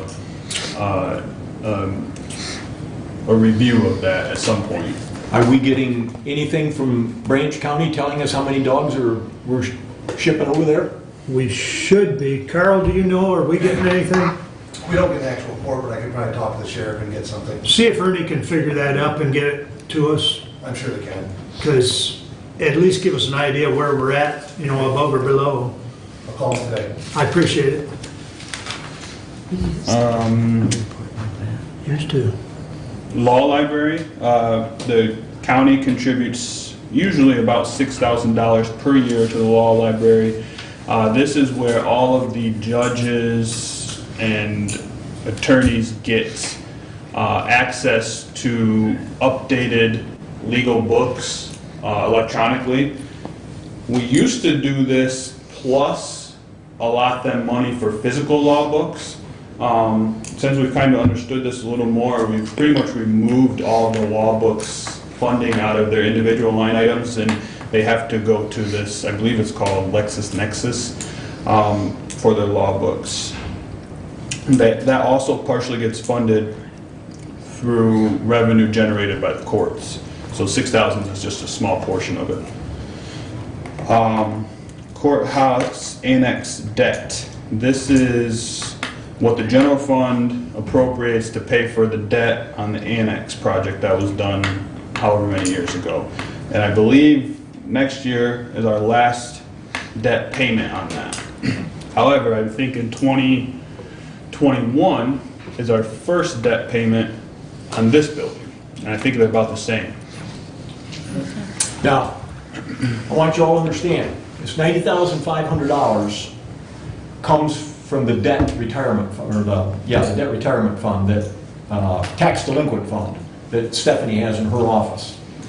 She gives us, through her good graces, about $500,000 each year that we put into our general fund. In addition to that, she gives us $90,500, comes out of that fund to pay for that. So it comes from her, it's in our general fund, but then it pays for that, okay? In the past, she also gave us, I believe, the $58,000 for the sheriff's debt. Okay? Now, the sheriff's debt out there, whatever we did out there years ago, that's paid off. That's done. Did we get that $58,000 added to our 500? Yes. Okay. So this year we got about $550. I'd have to double check. Okay. But next year, that $90,500 is going away. And the reason I bring this up is Stephanie comes to us and keeps talking about this lawsuit. Okay? If we can get through one more year, this debt will be paid off. But this lawsuit is all about whether or not she can do what she's doing legally to, when people don't pay their taxes, to take their homes and all this kind of stuff. That's what generates all that money. If this lawsuit goes through, and the people that are bringing it win, okay, we're not going to have that money anymore. There's not going to be anywhere near that money. So that's another big hit that needs to be taken into account. That may happen, it may not, but I just want you all to be aware of it so that you know some of the problems that we could have down the road, okay? Along those lines too, Stephanie did say that she thought 2019 she'd have enough there to fulfill, what we've budgeted. But 2020 is still a question mark, and we've budgeted, to receive the same kind of funding, so. The county office building debt, so what you see here is the interest only.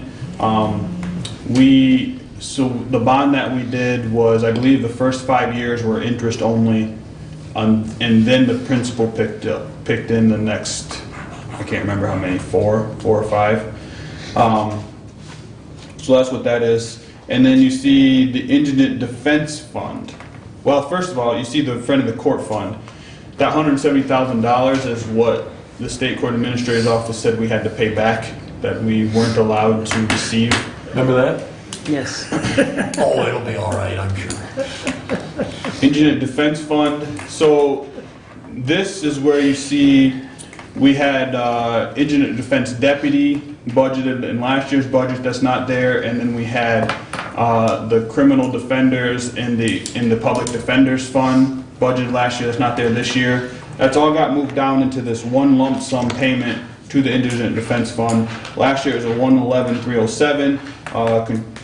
Through the agreement with the Indigent Defense Commission, we have to increase our contribution by the rate of inflation. So next year it's $113,800. Debt service, this is a debt that David Holcomb has for one of his, I can't remember what he called it, but we've been paying it for 3 years now.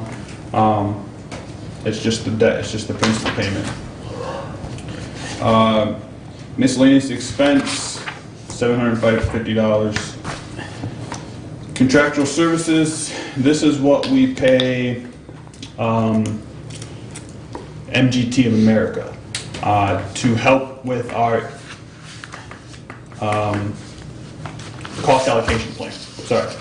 MGT is a company that we hire that comes in and they know all the regulations and rules that the state puts in place for reimbursements. And they deal with the prosecuting attorney's office, they deal with the courts, I believe. There's all sorts of things that if we submit them to the state, we can get reimbursement back. And so MGT is the company we hired to make sure we're getting all the reimbursements back that we can get. Okay, so that's what that money's going for. So, and also along those lines, MGT has contracted situations with each of those other, like prosecutor's office, friend of the court, and they help them with the reimbursement grant, Title 4D reimbursement grant. But part of that is that the county needs to have in place a cost allocation plan every year. This specifically pays for the cost allocation plan. Also in this is where we budgeted for that one kid that had required special services that could not route through the child care fund, and it had to do with kind of the issue where he was tried as an adult to begin with, and then they changed it, so it ended up the general fund had to pick it up. We budgeted in 19 that he would be in there all year, and it was only a portion of the year, and we don't have that in play at all for 2020. Here, can I interject something there? Yeah. Also, that will come to pass here shortly that 17-year-olds will now be considered minors. So that will up your cases as far as probate court and dealing with child care and so on and so forth, so that stuff will go out. And I'm glad he brings that up, because the way that bill's set, the way that bill passed, is the state will pick up the additional costs.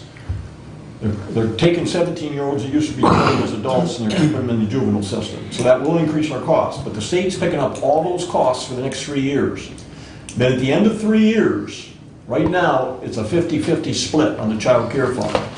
They'll take a look at each county's costs, and if our costs for taking these 17-year-olds down, if those costs increase things enough that the state is now picking up 55% and we're paying 45%, that's the percentage that we will have as a county going forward. So that 50-50 will probably change, okay? But we won't know that for 3 years. And it could conceivably could go the other way, but I don't think it will, because you're bringing more kids in, it's going to be more expensive. But for the first 3 years, we'll be covered. Then the percentage will change based on what's happened those past 3 years, and that percentage will carry forward into the future with the child care fund. Next line item is equipment. So I've changed the line items around a little bit to try to accurately depict, each line item individually instead of lumping things together. So the first one that we have in 2020 is telephone operations. I've worked with Dave to get that figure. It's a little bit higher than this year, but our run rate was actually higher than what we're going to have in 2020. Most of that's because the latest contract that he did with AT&T is going to lower our rates back down to a more reasonable level. Let's see, equipment repair and maintenance, $3,000. That used to be where we paid for the mail machine in the clerk's office. I've created a new postage machine line item, a couple line items down, and I budgeted $5,000 for that. Copy machine repair and maintenance, $26,000. I've worked with Dave, and that's based on the contract with AOS. The enterprise lease, this is what we pay for the leased vehicles that we have. And while we're talking about that, so we're starting to see the results a little bit of it. So the truck that we got, Randy, the blue Dodge, we've paid roughly $5,000 for the year on it. Or at the end of the 12 months, we'll have paid roughly $5,000. And Enterprise is predicting that at the end of the lease, we can sell it for $4,500 more than the book value. So when you look at it like that, we basically paid somewhere around $500 to have a brand new truck for a whole year and not have any maintenance associated with it whatsoever. No tires, maybe one oil change. So $500 is cheaper than the maintenance than of hauling around a 2002 rusty pickup, right? Additionally, we're taking that $4,500 and we're rolling it into the new lease. So we're going to replace this with a brand new vehicle, lower that payment so that we pay even less throughout the next year for that vehicle. Hopefully at the time of selling it, we can sell it for even more than $4,500 above book value. Then we'll have that chunk of money to keep rolling over. So basically what I'm saying is we're almost driving a new vehicle for free, essentially. It seems to work better with pickup trucks because their resale is so much higher than cars.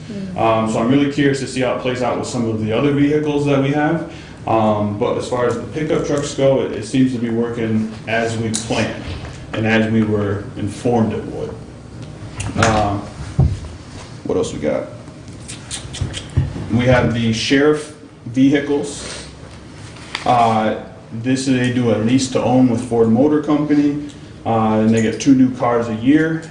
Those prices are starting to go up quite a bit.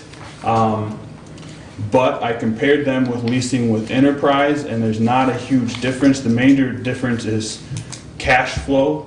The cash flow is a little bit better early on with the Enterprise vehicles, but the entire program costs you about the same. Which, I want to point out the fact, one should always ask questions on everything. And Carl came to us and was telling us what Ford Motor Company had done, that they jacked up the interest rates from 2 or 3% a few years ago up to 6.75, and we're paying all this money in interest. So, with the questions he asked, we went out and investigated it. Could we do better going through Enterprise, leasing the 2 cars through Enterprise as opposed to purchasing them from Ford on a 3-year lease? And the bottom line was, when we got all done, no. Okay? We weren't going to save anything. In fact, I think it ended up, it was going to cost us a little bit more, particularly when you take into account they had to be fixed up and all this kind of stuff the equipment put in. So we're better off staying where we're at. But you got to ask questions on stuff like that. Everything has to be looked at all the time, continuously, because you might be able to save some things. And if you can, then you need to decide, well, does it make sense to change or not? That's the next question. But we can't sit here and say, well, just because we've always done it that way, we need to keep doing it that way. Ask on everything. And if any of you see things through the course of the year that you think, well, we could save some money on this, ask us. We'll look into it and we'll find out. Okay? There's always cheaper and better ways of doing things and still getting things accomplished that we need to get accomplished. Excuse me, Derek. Equipment purchases. So this is where we budgeted requests from departments for things kind of outside the scope of their regular operations. And we had $41,000 requests, specifically all from the IT department. We left in the Windows 10 license update for the operating system. This is kind of what Commissioner Caswell was referring to earlier, where we have some old computers that need updated sooner than they would get replaced on our computer replacement system. So that's why that's in there. 50 PCs. And we looked at that, and the question I asked on that was, well, if we could find the money, would we be better off just to buy the computers, all the new computers that we need now, and not spend the 14.7? A, we couldn't find the money in this budget, but B, if we did that, then we've got a whole blob of computers we're buying at one time. So when the next cycle comes around, you got a whole blob rather than spreading things out. So we're better off just to leave it the way it was and do what we're doing here, at least we thought. The items that were removed that Dave had requested was a miscellaneous receivables module with BSNA, new iPads for the commissioners, a time and attendance scheduling software, which I think at some point that's going to need to be addressed specifically with how the sheriff's department does their time and attendance. It's super cumbersome. An agenda management system for the clerk's office, replacing a color printer at the jail, and replacing a color printer at emergency management. Those items were all removed. Special services. This is the holding place for the drains deputy. And this is where Commissioner Caswell said we might want to look at, we might need to look at increasing that at some point as he has trouble hiring someone at that income. And then contingency, every year we put in $20,000 for, in case we're off by $20,000. Exactly. Okay, Okay. questions? Well, think it through. If you have questions, don't be afraid to ask. Just And then- one thing, sorry. The signed agreement for the rental, I know you have already put the money for the next year, but then you forgot to sign the agreement for the following year. So I believe you just have one more month to just have that done. Right, so, you know, the agreement actually gets signed by the board. Okay. So we'll have to give a Reminder. new contract in Yeah. place and Yeah. get it to the board. MSUE? Yeah. Yeah, Yeah. yeah. And then this is actually what you are approving with the budget. And, you know, the line items are just the details of this. This is just a summary, but technically you only approve the bottom line of the budget. Technically. And what the Resolution 118 is tentative approval, Is this. Right. is what, and we basically went through it. Right. So if there's... We went through all the expenditures. Right, right. So why are we doing a resolution that says tentative? Because You have to by law. that's procedural. So. We set we approve the tentative budget, then we have a public hearing at the next meeting, and then we do the final approval. Okay. Also, this gives opportunity to make changes between now and the It final. seems like ridiculous, but whatever. Same No, procedure we we did haven't. last year. I know, We but do that every year. I probably say the same thing every year too. But if we were to bring in the changes, then we would bring it back for amendment here, correct? Before the public hearing. Yep. And I just want to mention to all of you, if you can find any more money in this budget, that's great, because we've only got $263,000 set aside for the deputy that was hurt, and we Right. need $495,000. Correct. So if you can find any more money, that's great. We'll put more money into that then. Okay. So is there any questions or comments to Bruce or Derek on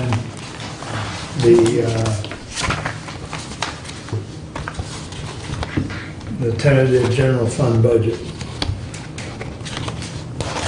Derek? Oh, I'm sorry. Go ahead. Is it, Nope. Just had a brain spasm. You can.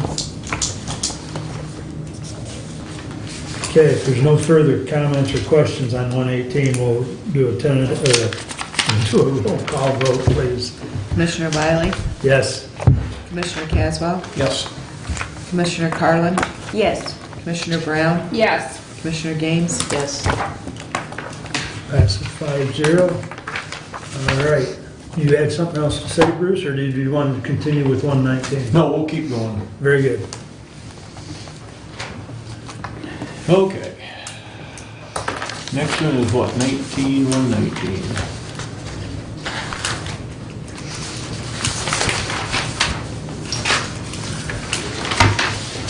Gotta get back to any other judging. All right, 19119, to the Honorable Board of Commissioners, we recommend tentative approval of 2020 budgets for the Special Revenue Fund, debt retirement funds, construction funds, and enterprise funds for the County of Hillsdale. Respectfully submitted, Bruce Caswell. I move for the adoption of this resolution. Support.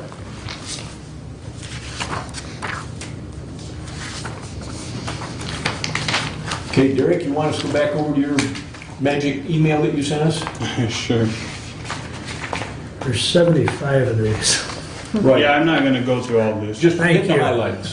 Just the highlights, please. Everybody got them early, so.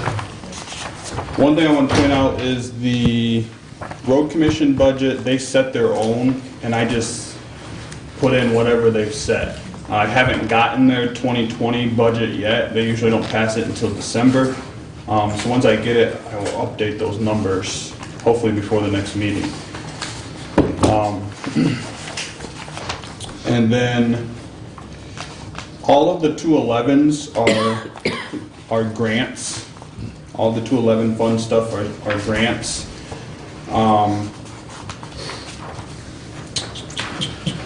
Hey, look at the major items, Derek. Where's the money that we're supposed to take in on property tax for next year? What page is that? That's going to be in the general fund. This is special revenue fund. Oh, this special, okay, we had 3 special revenue funds that we closed out. What are those? Well, so I'm gonna need to amend these. There's only 2, I believe. 245.00, that one is good.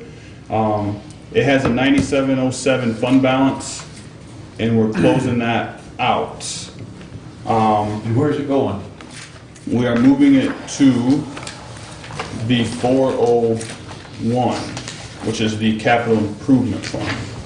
Okay, now that fund balance, that 245 fund balance, or money that was in there was from what?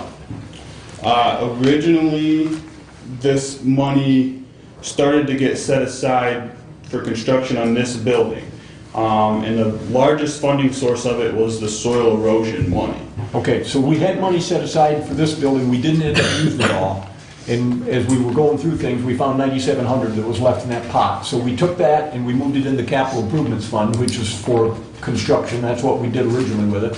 So that's where it's going, okay? What's the other one, Derek? The 245.02, this was created for a similar reason. And it got created separately because the 245 fund was getting other stuff mumble jumbled in it. So we created one specifically for this building, and that has $11,000 left in it. Now this one needs an amendment because I messed up. This has the $9,700 coming into it from the 245 fund, but it shouldn't have. That should be going into the 401. And the $11,255 should be going out of this fund, also into the 401, or into the courthouse construction fund, if you would prefer. So the 9,700, Ruth and I made the decision to move that into capital improvements fund. The 11,000, which is another one we found that needs to be closed out, and that also had to do with this. You remember back, well, I don't want to go into that, but that 11,000, we can either move into the capital improvements fund, or we can move it into the fund for the courthouse. Now, the fund for the courthouse, we said originally was going to cost about $70,000. And Randy came back to us last month, and we got some more CDBG money, and we've moved things over there. He's now got his full 70, okay? But the question is whether or not you want to take that 11 and move it to capital improvements fund, or do you want to move it and put it into the courthouse fund an extra 11,000? Because that money was there originally to fix stuff in this particular building. I recommend putting it into the 401 capital improvement fund, and then if you end up needing it later in the courthouse fund, you can still do that. But if you put it in the courthouse construction fund, ideally it would always stay in there. Then you can't get it back. It's hard to get it back out. Can't say you can't.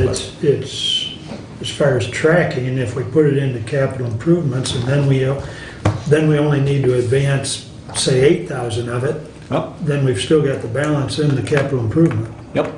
So, do we need a motion on that, or just by consensus, or what?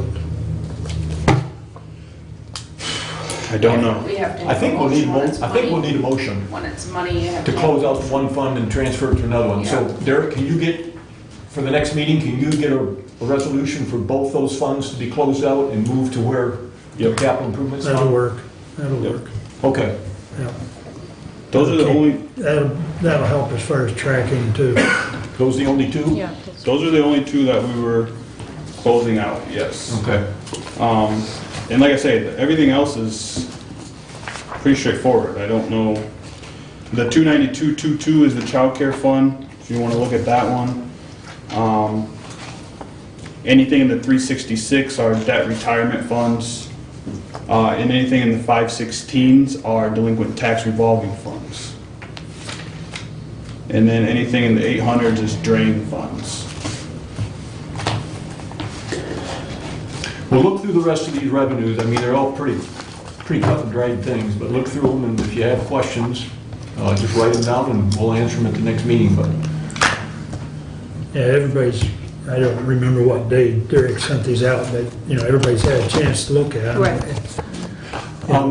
I did want to mention for this year's general fund, and I didn't do it before, and if I'm out of line, Mr. Chairman, just tell me to shut up, but the personal property tax reimbursement that the state gives us, they took over control of that. Right. The first year, and I've said this to you before, we got $290,000 in one lump sum in December. The next year, we got $70,000 in December. And we didn't get another 70 until the following May. And that's all we got, 140. But that 70 in May, we couldn't accrue it back to the previous year because it came too late. So for this year, the current budget we're in right now, we've got about 280,000 in there because that's what we knew when we put that budget together. For the budget you've got here coming up, there's only 140,000 revenue in there because that's what we now know we're going to get every year. So that's a reduction of 140,000 in revenues, okay, that we're seeing. Your personal property tax, or not your personal property tax, I'm sorry, your property tax money's going up, what, about 220,000? Yeah. That much is going up, and that's just the general increase you get each year based on inflation. Okay, And so inflation was down a little bit this year too. revenue sharing's up about 20, and I know Ruth and I have had questions in the past on revenue sharing. Revenue sharing's up about 20,000, and that's a guess. That is a wag, pure and simple. If the sales tax money doesn't come into the state of Michigan in the manner that they think it's gonna, then that revenue sharing money won't be that much, okay? Can I add, it's a guess by the state. It's a guess by the state. Right. yes. We're basing ours on what the state's telling us. And in that $20,000 increase, I think we're gonna be up around 950,000, A little more than that, I think. 970. Yeah. So we're getting about 970,000 from the state of Michigan in revenue sharing. That's out of a, what, $13 million budget? So it's about 7% of our monies. So it's not a huge amount, but it's something. But it's always dubious. You don't know you're gonna get it when you put your budget together. That's right. Just depends on how the economy is.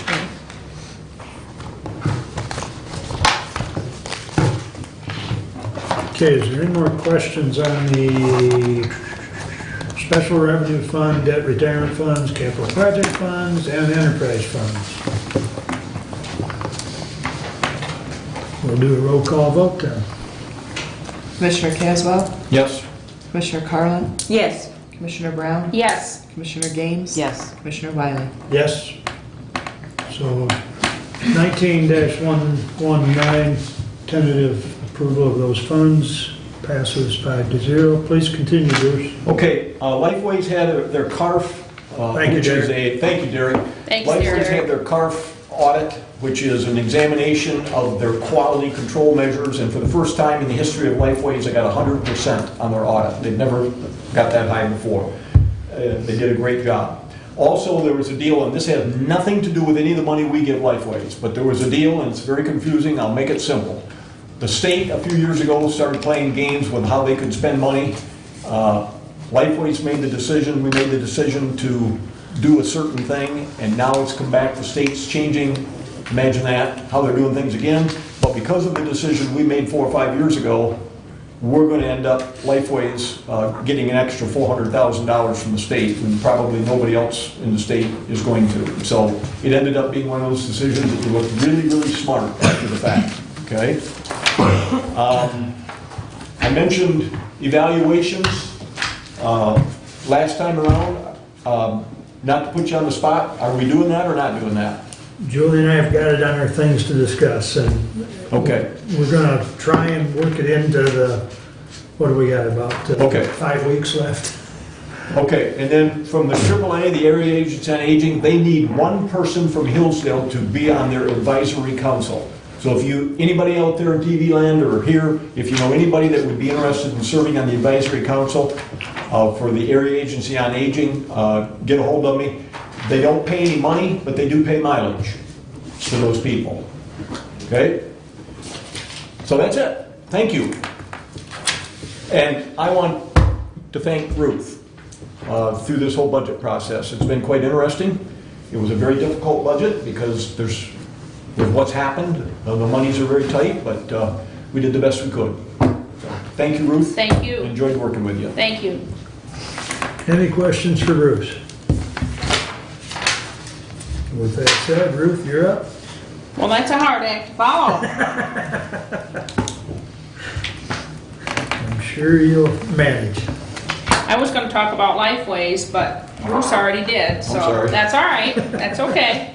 That means yours is shorter. That's one less thing I have to talk about, so that's a good thing. I went to the Human Services Network meeting, and they talked about the CAPA, which is Child Abuse Prevention. Every year has a children's charity ball, and the 2020 ball is going to be on February 15th.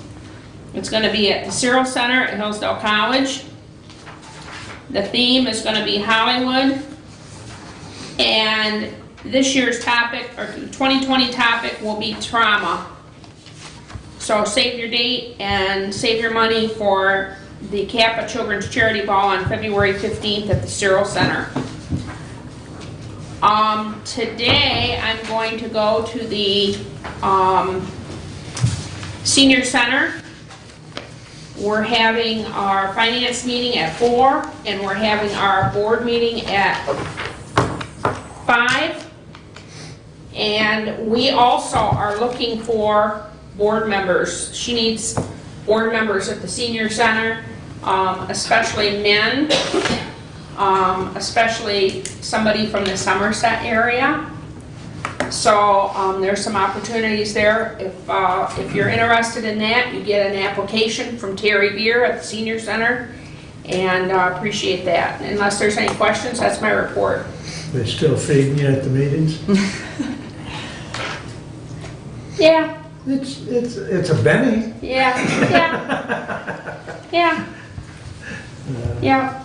They're good meetings. But I think that, you know, there's a lot of people who say that they want to get involved, and there's a lot of opportunities to get involved. Yeah.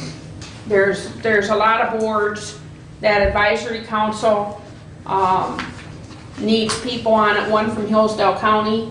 Hillsdale County needs as much representation as we can possibly get. And I know that the Hillsdale County Planning Commission needs members on it. I've recruited several members to that commission when I was on it, and I know that they need members, and the Senior Center Board needs members. So, and I know Michigan State Extension, the advisory council that I'm on, I know they need members. They need members from Hillsdale. So there's plenty of opportunities for people. If you want to get involved, there's lots of them. Get involved, get started, get going, because Hillsdale needs as much representation as we can get. And some people are tired. Some people have been on these boards for a really, really long time, and you get tired of it after a while. And they need fresh ideas both ways. You know, the board needs fresh people on it and need fresh ideas. So please get involved. Thank you. I think the Senior Center's got their Thanksgiving lunch. Tomorrow. What was it, tomorrow? I believe it's tomorrow, yes. Yeah, that's right. Today's Tuesday. Wednesday, Okay. Wednesday, day before. Yeah. Yep. Thank you. Yep, thank you. Any other questions for Ruth? Okay. First thing I've got is we need to set the public hearing for the 2020 budgets. So I'll read what I've got here, and then I believe I need a motion to do that. So we will put this in the paper, I believe, and online. I don't publish that, so. I do.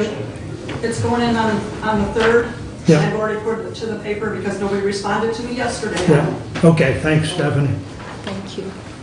Okay, so the public notice is as such. Notice of public hearing pursuant to state law, MCL 141.3 412, notice is given that a public hearing will be held on the proposed 2020 Hillsdale County budgets for the general fund, special revenue fund,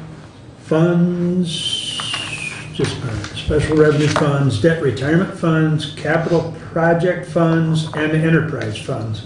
The public hearing will be held Tuesday, December 10th, 2019 at 10 a.m. in the Commissioners' Room of Hillsdale County Office Building, 33 McCollum Street, Suite 210, Hillsdale, Michigan 49242. The proposed budgets may be inspected at the office of the Hillsdale County Clerk during normal business hours prior to the budget hearing. And then it's got my name as on the bottom, as well as Marnie Cast Clerk. So that will be the notice you'll see. I'll second. Stephanie is posted, so you're gonna make the motion? I'll make the motion. I second that. And, It'll just be in the legal section, it's not a big. Okay. It's smaller this time.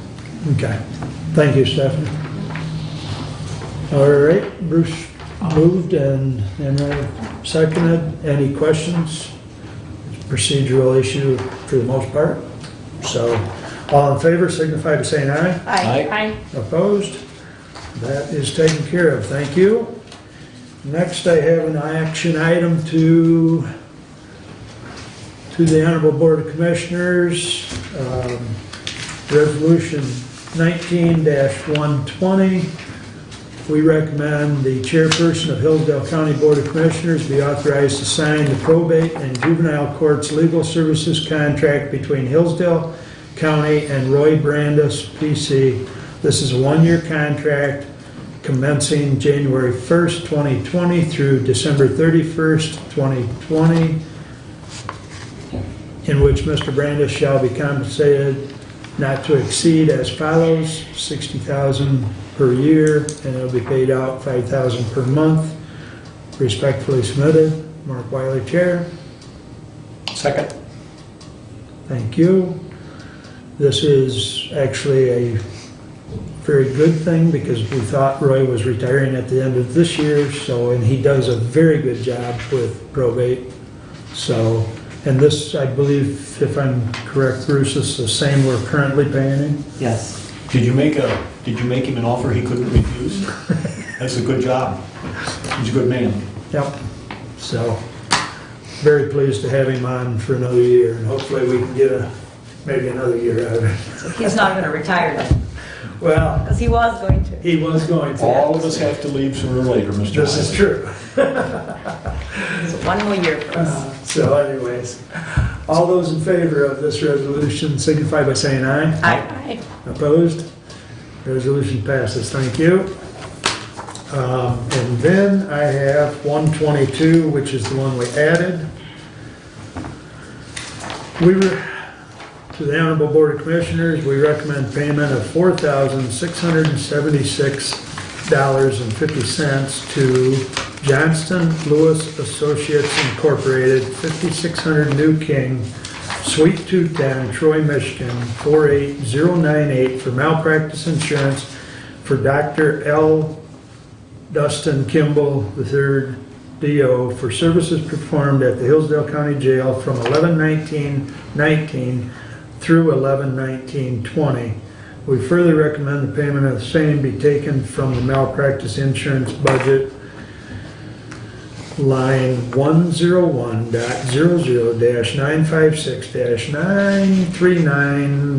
101.00956-939.000, respectfully submitted. Support. Thank you. As I kind of alluded to when Derek was going through, he's created this line. It's not currently in the budget. It is something we need. We found out that Dr. Kimball wasn't covered under his own personal policy. He does extremely good work out at the jail for us, and works well with the nurse, I believe. Yeah, Carl's shaking his head, so. Yes, very much so. So this was pretty much, regardless of what doctor we've got out there, we're gonna have to provide malpractice insurance. And just as a side note, medical care also uses Dr. Kimball, and they've had to go through the same process to get him medical malpractice out there. So, and they've been happy with his service, so they're gonna retain him and pay for the insurance. So this is the first year, Mr. Chairman, that we've paid for this for him? That is correct. He just was doing it without knowing that. Boy, I'm glad we caught it. Yep, He could have been in deep doo-doo. yep, yep. So, yeah, we've been lucky, and so is he. Yep. So anyways, if there's any, is there any further questions? So I know this wasn't in the line item, so we're gonna do it for the 2020? Yeah, Derek will find a way to pay it in 2020, since it wasn't built into the budget because it just came. Correct. And then in 2021, that budget will have it built in, Okay. so. Or another thing, I was wondering if he was going to bring it for us to amend it at the next meeting before the public hearing, or are we going to wait? No, Okay. there's really, yeah. Stephanie? You said 2020, it's 2019. He has to pay, we're paying that bill as soon as you approve it. Right. Right, The 2019 budget is where it's going to be affected. yeah, but it's not showing. We Yeah. may In have, 2020, you won't have a payment until December. Right. Or November. Correct. we may have, Commissioner, for the first time in the history of the county, our first contingency fund expenditure before the year even starts Yeah, right? for next year. Correct. I'm just saying. Yeah. Thanks, Stephanie. We set 20,000 aside for contingency for things that come up that we didn't anticipate. Yes. This might be, I don't know how Derek will take care of it, but it might be Right. out of that. He'll do that. Yeah, when I talked to him yesterday about this, he was gonna try and work on it. So he may very well have something at the next meeting to have further explanation on Right. it. But Absolutely. but like Bruce said, it may be one of those that would, And it's been in the works for several months. Yes. It just finally got the last contract with the sheriff's department done, now the bills come. Right. yeah, Stephanie's absolutely right. I think this might go as far back as what, June or July, that we started the application process and everything. So it was, as far as getting paperwork done, Oh, yeah. And so now we finally end up with a bill, but we knew it was coming, just didn't know when. yeah. Okay, Yeah, never forget to send you the bill, do they? Yeah. we were hoping. All those in favor of 19-120 signify by saying aye, or Aye. excuse me, 19-122 Aye. signify by saying aye. Aye. Opposed? Thank you. So 122 passes, and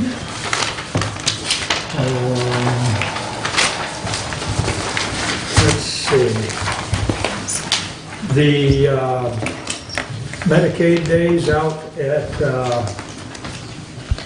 medical care. We had that here a minute ago.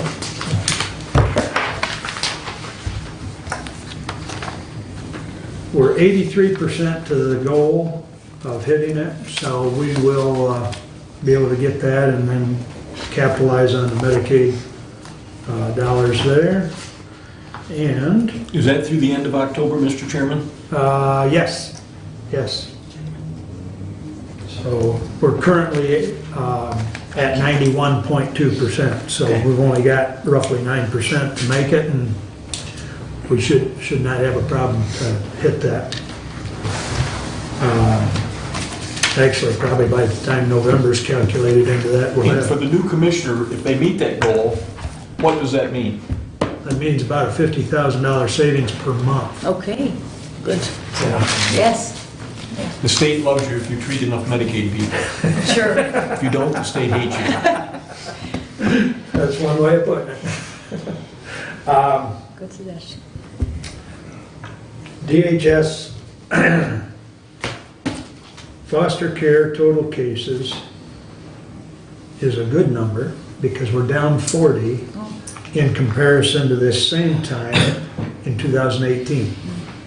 So 40 less kids in foster care is very good news. Good. That actually, total number of cases currently, and there again, this was, well, the board report for November, but it would be October's numbers, 94. So we've been able to hang below 100 kids for about 3 months now, which is a very good improvement considering in 2018 at this same point we had 134. So that's all I have, unless there's a question or two. And that brings us back up to public comment. Anyone wish to address the board at this time? Oh, I'd like to come back up. You want to go? You didn't get a chance, Mr. Stone. go ahead, Chris, and then Mr. Strong will give it to you. Okay. Thank you for your time, appreciate it. I'd like to go back to what Mr. Kelly was stating, and that he presented you with the minutes of the meeting for that May 17th Planning Commission meeting. Yeah.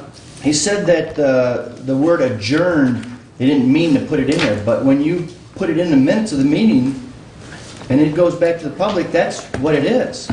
And if you looked at the minutes of that meeting, I'll bring it up right here. He gave this to you. Not only was it adjourned, and everybody filed out, I have affidavits of that, one gentleman stayed after, and Mr. Kelly moved, and Gar Hoskins supported to replace the wind ordinance after the meeting was adjourned, which is illegal. But another key point is here, Mr. Kelly moved it. He has a contract with the company, conflict of interest. He can't do that. So that's again, not only the adjournment of the meeting, but also conflict of interest. We need to go back to it and approve that correctly. Now, that was the Planning Commission. If you go to the township meeting right after that, where they approved the ordinance from the recommendation of the township, Dan Wonders moved and Mark Rister supported it. Mark Rister has the contract and 3 wind turbines going on his property. He has a conflict of interest. He can't move it. He can't motion to accept the ordinance. And that's what we're talking about. This is happening not only with the Planning Commission, it's happening with the Township Board. And then last but not least, when we sent the petition to the Zoning Board of Appeals, 6 weeks after, we got a letter from their attorney stating that they can't see that petition because they have a conflict of interest.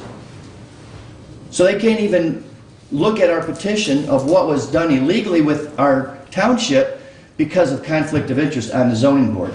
I asked him, I said, I have people that would be happy to go on it. He said he didn't want to do that. So where are we at with this? I mean, it's all illegal stuff. Why doesn't the commissioners look at this and say, they need to go back and re-vote this in? This ordinance was done outside of the meeting. They need to redo it right, and so does the township board. There's too much conflict of interest with all the boards within our township.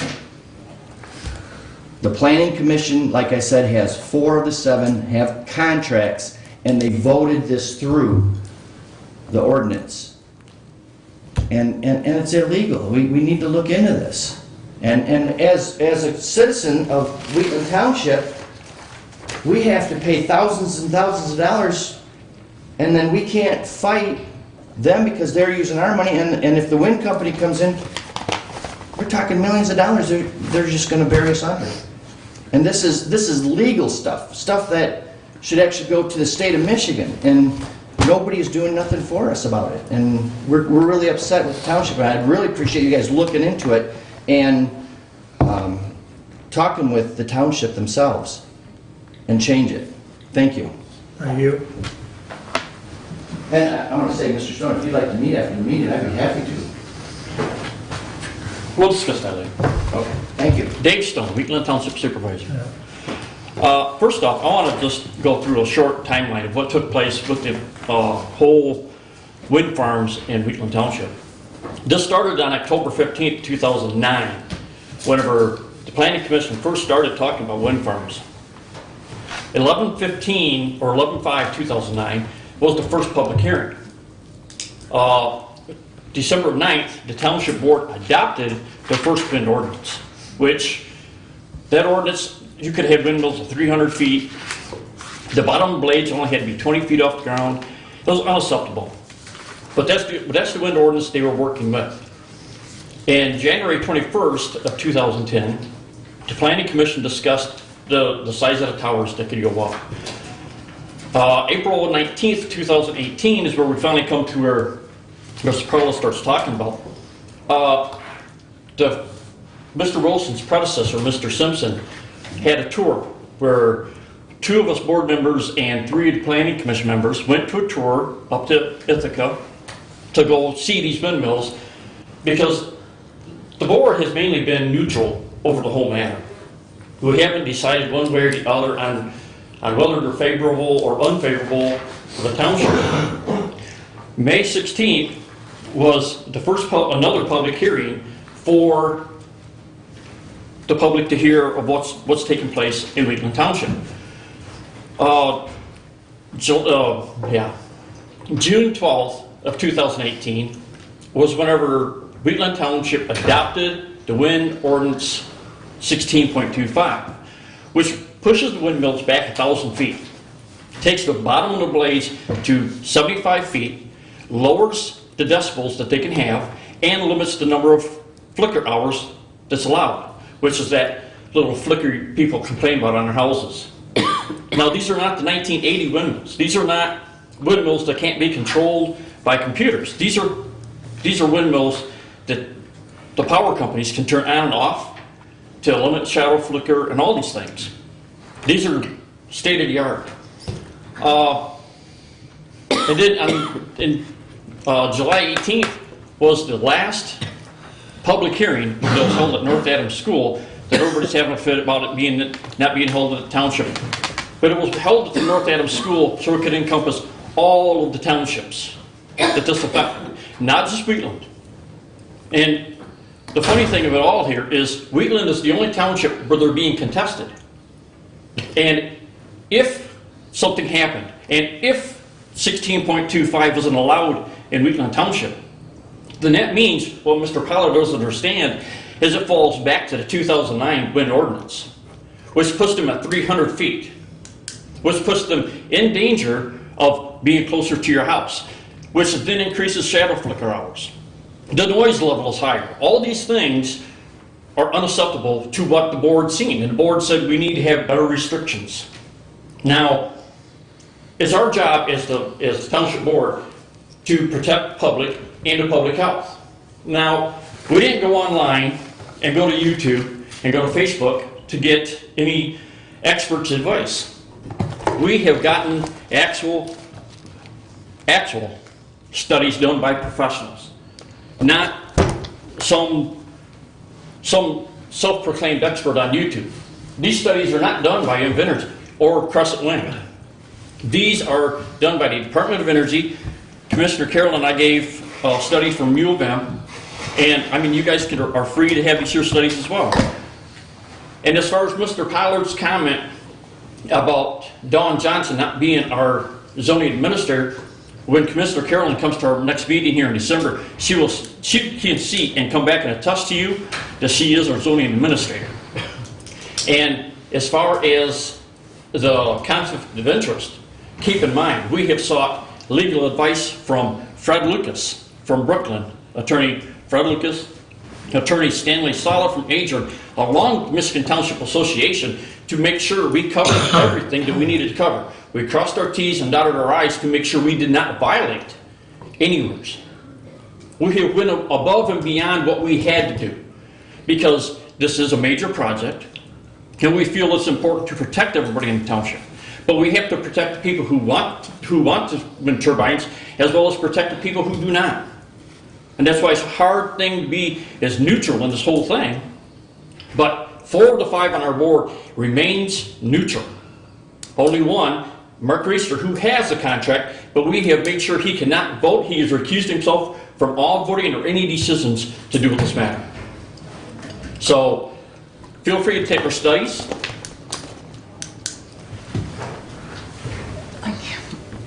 Read them over, and hopefully you come to a good decision. We will see you in December. Thank you. Thank you. Thanks. Anyone else? Jack Clay with the Wheatland Citizens. I would like to bring in the 16.00 to the 16.25. I think it is much more liberal, the .25. I don't have it with me today, but I would like to go over it. If they're going to turn in studies, I would like to also be able to approach and turn studies into the town, into your commissioners. Because I'm seeing in Germany, they're putting setbacks at 3,300 feet. The state of New York just had issues at meetings in November for health department, setting back to 1.5 miles with the wind turbines, with the shadow flicker, with the turbine sounds. I was also at that meeting in May, and we are welcome like social lepers. My wife's been mistreated several times, and when she asked about what are the sound levels when the turbines are engaged, and Dan Wanders, I think, was the supervisor at that time, said, I don't know what you're talking about, it's not a tractor. A cow was underneath them chewing his cud. Well, what it is when they engage, like an airplane with a... Propellers. Yeah, you engage them, get more bite on the wind. That's what they need to do. There's also, General Electric is looking at 3 sites in the U.S., 2 in Brazil, with collapses. Lost control on the wind. So yeah, I have a lot of computerized machinery. I've got one down right now, $500,000 down. Computer problem. So there's computer glitches. We just like it, since I'm not fully prepared, I would like to turn into studies that are very relevant and very current. And then the other thing I wanted to say, not pertaining to this, Bruce, you might have made mistakes today, but you helped my company and 85 employees many years ago with a letter you did for us, and I really appreciate it. But I really appreciate it. It was Ross Design and Engineering. Thank you. And you helped us a lot. Thank you. You can approach, we're still in public comment. My name was mentioned. You gotta have some rebuttal. Do you have that letter I gave you on that sentence about adjourn? I think you gave it to Mark. The planning commission minutes? Yes. Yeah, they're coming around.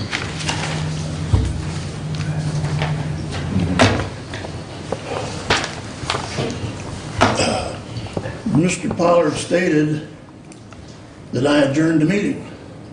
Adjourn is adjourned. No, it's not. That sentence says, move to adjourn of public hearing comments. Quote unquote, however you want to take it. He's lying again. Do you see adjourn at the end of the meeting minutes? No, we keep going on.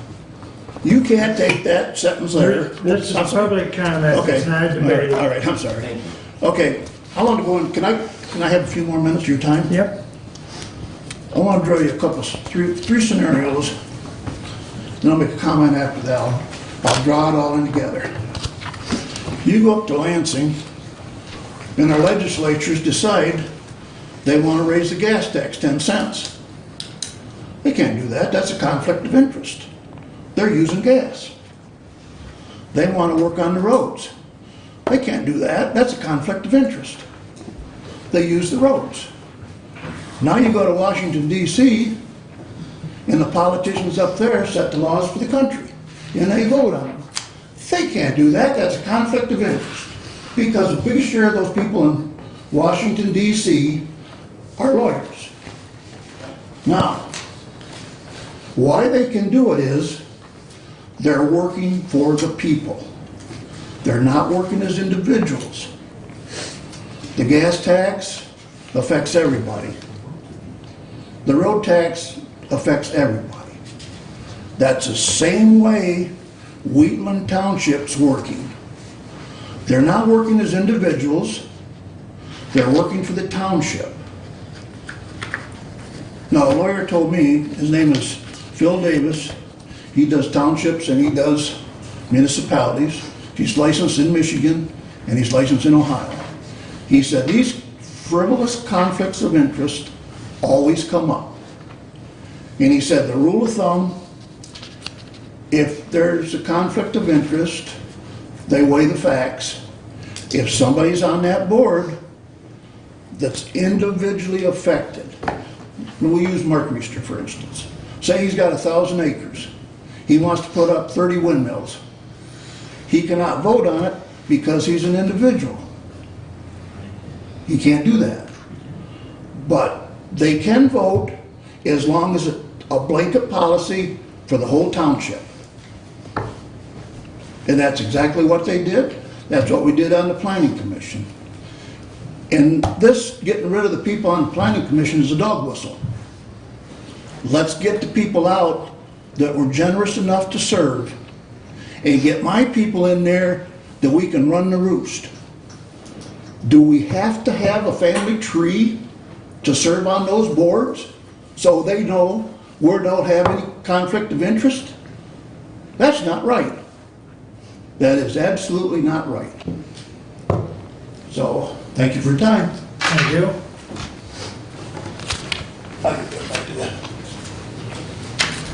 Thanks. Your turn. Anyone else? Hello, everybody. Good morning. Afternoon now. Rick Wilson, I'm the development manager with Invenergy, the company working on the wind project out in the eastern part of the county. We've been working, Invenergy and other companies before us have been in this area for in excess of 10 years, working on what has now become a viable wind project, in the 4 townships that we have gone through a permitting process. Now, as you know, the land use regulatory powers are granted under law to the townships, and that's where we've worked through the processes that we have to acquire the special use permits that we need to build the project. So the projects in Moscow, Adams, a little bit in Somerset, and in Wheatland Townships are where the facilities are currently and have been planned to be during the planning phase. And we had to go through in each of those townships, other than Moscow. Moscow was not zoned, however, they do have a wind ordinance in place that is very rigorous in defining setbacks, sound limits, shadow flicker time periods and such. So we had to submit a site plan to them to assure them we were meeting that ordinance requirement. In the other 3 townships, we had to proceed through special use permit processes through the Planning Commission and the township boards, each of which required public hearings, public comment was received, whether it was a public hearing designated for the particular project or for the special use permit, or at their public meetings throughout the last basically 2 years. We've been in attendance at each of their townships, Planning Commission and township meetings, to be very transparent in our plans and receive people's comments openly, which many of you have been at those meetings, right, throughout the history. And we did so. We went through the special use permit, putting our plans forth, and in all townships where we received those, we were unanimously supported by either the commissioners or the township board members. Throughout the project itself, it encompasses probably just over 25,000 acres, okay? And that's participating landowners we had in the project. So unanimous participation within the project boundary of the landowners in that area. And we have overwhelming majority support for the project. And as we've talked about at the public meetings as well, there are very substantial, economic benefits to the community. As a tax base, this will be a $250 million project invested into the community. And we are proceeding. We have the permits, and we're proceeding, and the construction will begin in the spring, and commercial operation is expected to be completed by the end of, probably about this time next year, a little bit later than this. That's it. Thank you. Thank you. Anyone else wish to address the board? We're still in public comment. Okay. Thank you all. Additional business. Julie? Emerald? No, thank you. I just wanted to say, in terms of a project and just to foresee, because we've never really had a critical issue as it relates to the workman comp. It's the first time we've been hit with such a huge critical issue. Like I say, it's sensitive at the same time, but a capital improvement plan that we would be able to foresee ourselves to keep in mind in the coming years, 2020 onwards, to have that bucket available and expand those funds in it, just to be on the safer side, because, you never know, Mother Nature. So that is one thing I wanted to say, and I also wanted to formally announce that I am running again for the candidacy for County Commissioner, District 5. I am truly enjoying this time with my community members, and I look forward to going to all my townships and meeting with all my fellow members and constituents. Thank you. And I'll follow that by, and I don't know if I called you, December 19th, or maybe I did email you that, was the next DHS meeting. Okay. And she had asked to tag along with me next time. Yes, December 19th at 1 p.m.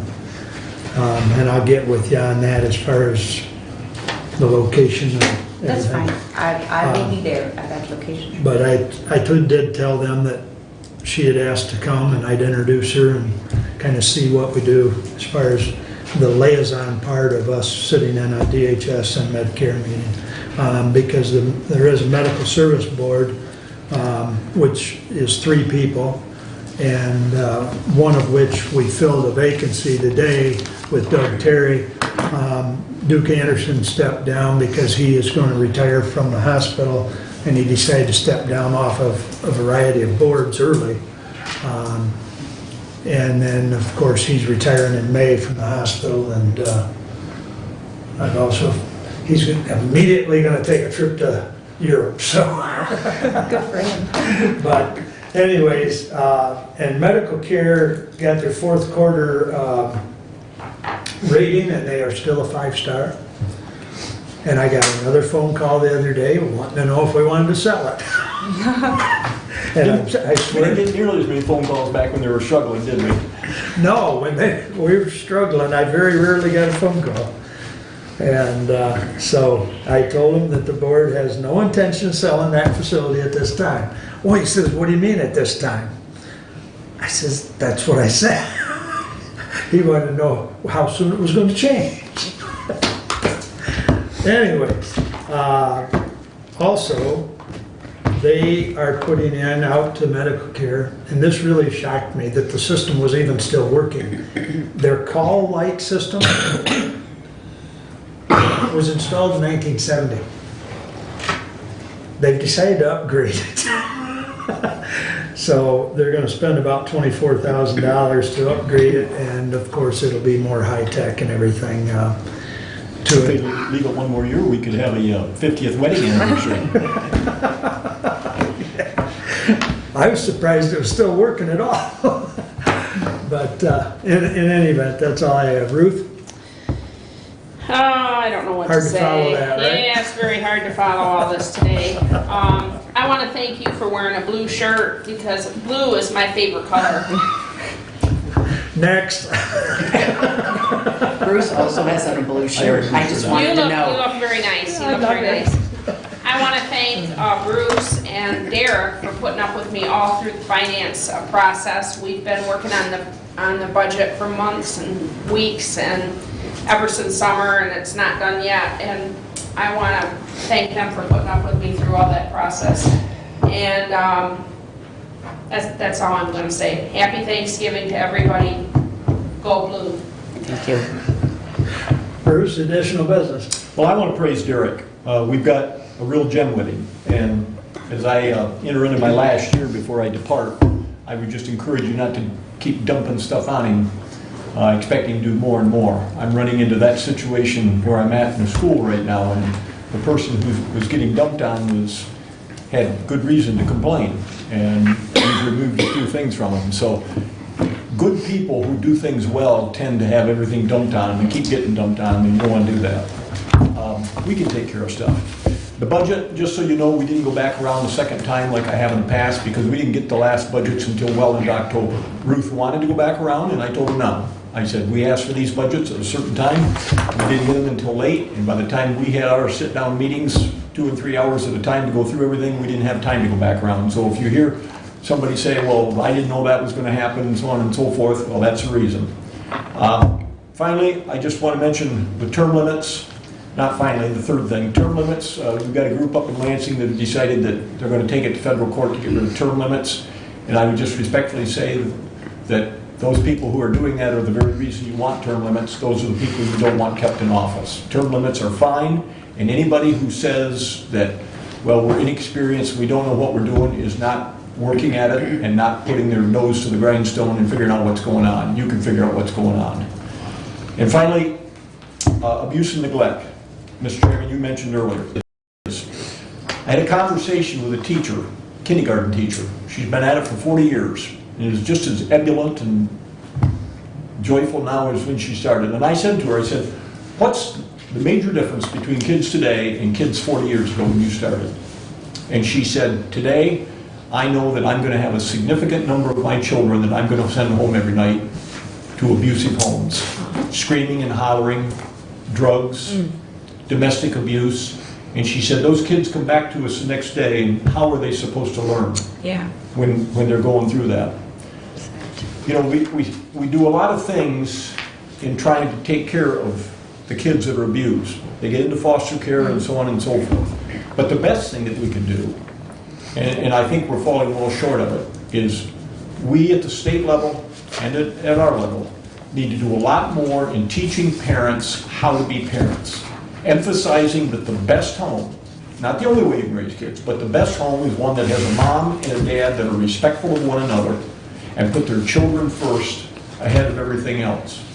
And understand that every time they scream at each other, every time they bring drugs into the house, they're messing those kids up. And kids have a hard time handling that. So we can treat the after effects, but I think we need to be a lot more aggressive in this county and in other counties about working with people in their homes and teaching them the proper way to conduct themselves with each other, respect one another, and so on. And that's hard, but we've got to work at it. That's right. Because what we see with the kids is just an end result of what's going on, and it's not easy. Thank you. Thank you. You had something else, Ruth? Well, I do have something else. I think we should say thank you to Jody, because I think that Marty has been out a lot this fall with her surgery and everything and rehab and everything. And now, unfortunately, very sadly, we find out that Marty's mother passed away, which is very sad, and I'm very, very sorry about that. But with all the times that Marty has been out this fall for legitimate reasons, Jody has stepped up, and to me, it's just been seamless. That's not true everywhere. That's not true everywhere. Thank you, but it's not just me. It's our entire office. Because when I have to work on this, somebody else is covering what I do. Well, I So it's appreciate the that. whole office. We work all Appreciate the together. office, and thank you, because that's not like that everywhere. And while Dave is here, let's make a decision on when we're gonna have our picture. He can do it right now. I asked him but to we're come not- up. Yeah, but we're not dressed, I didn't know we were gonna do it, and I didn't dress. Everybody else is dressed for it but me. Picture's only gonna be on there for a month. Ruth, you look Oh, it's gonna be on there for a year. Ruth, you look beautiful. He'll do the camera tricks. He'll give them more extra light. Okay. I didn't even take a picture today. You can either. sit I in just the sat background. Just like a blind pig looking at the door. Why doesn't he send an email out and say? No, "Here it's for not his picture"? fault, Ruth. I asked him to come up because you complained that we didn't have the picture. So I emailed him and said, could you come up? Okay. All right. Well, with that, we stand adjourned. Thanks, everyone, for coming. So, Usually if we know ahead of time, then we should dress. I know. I just love the I sweater. didn't know, and so I didn't The dress. sweater, I just love no it. reason why not. You look fine, Ruth. You're fine, Ruth. You're beautiful. I love the sweater. I think it looks. And he's professional. He'll do the tricks. Some camera tricks. We can do a new one in January. We always do. I know.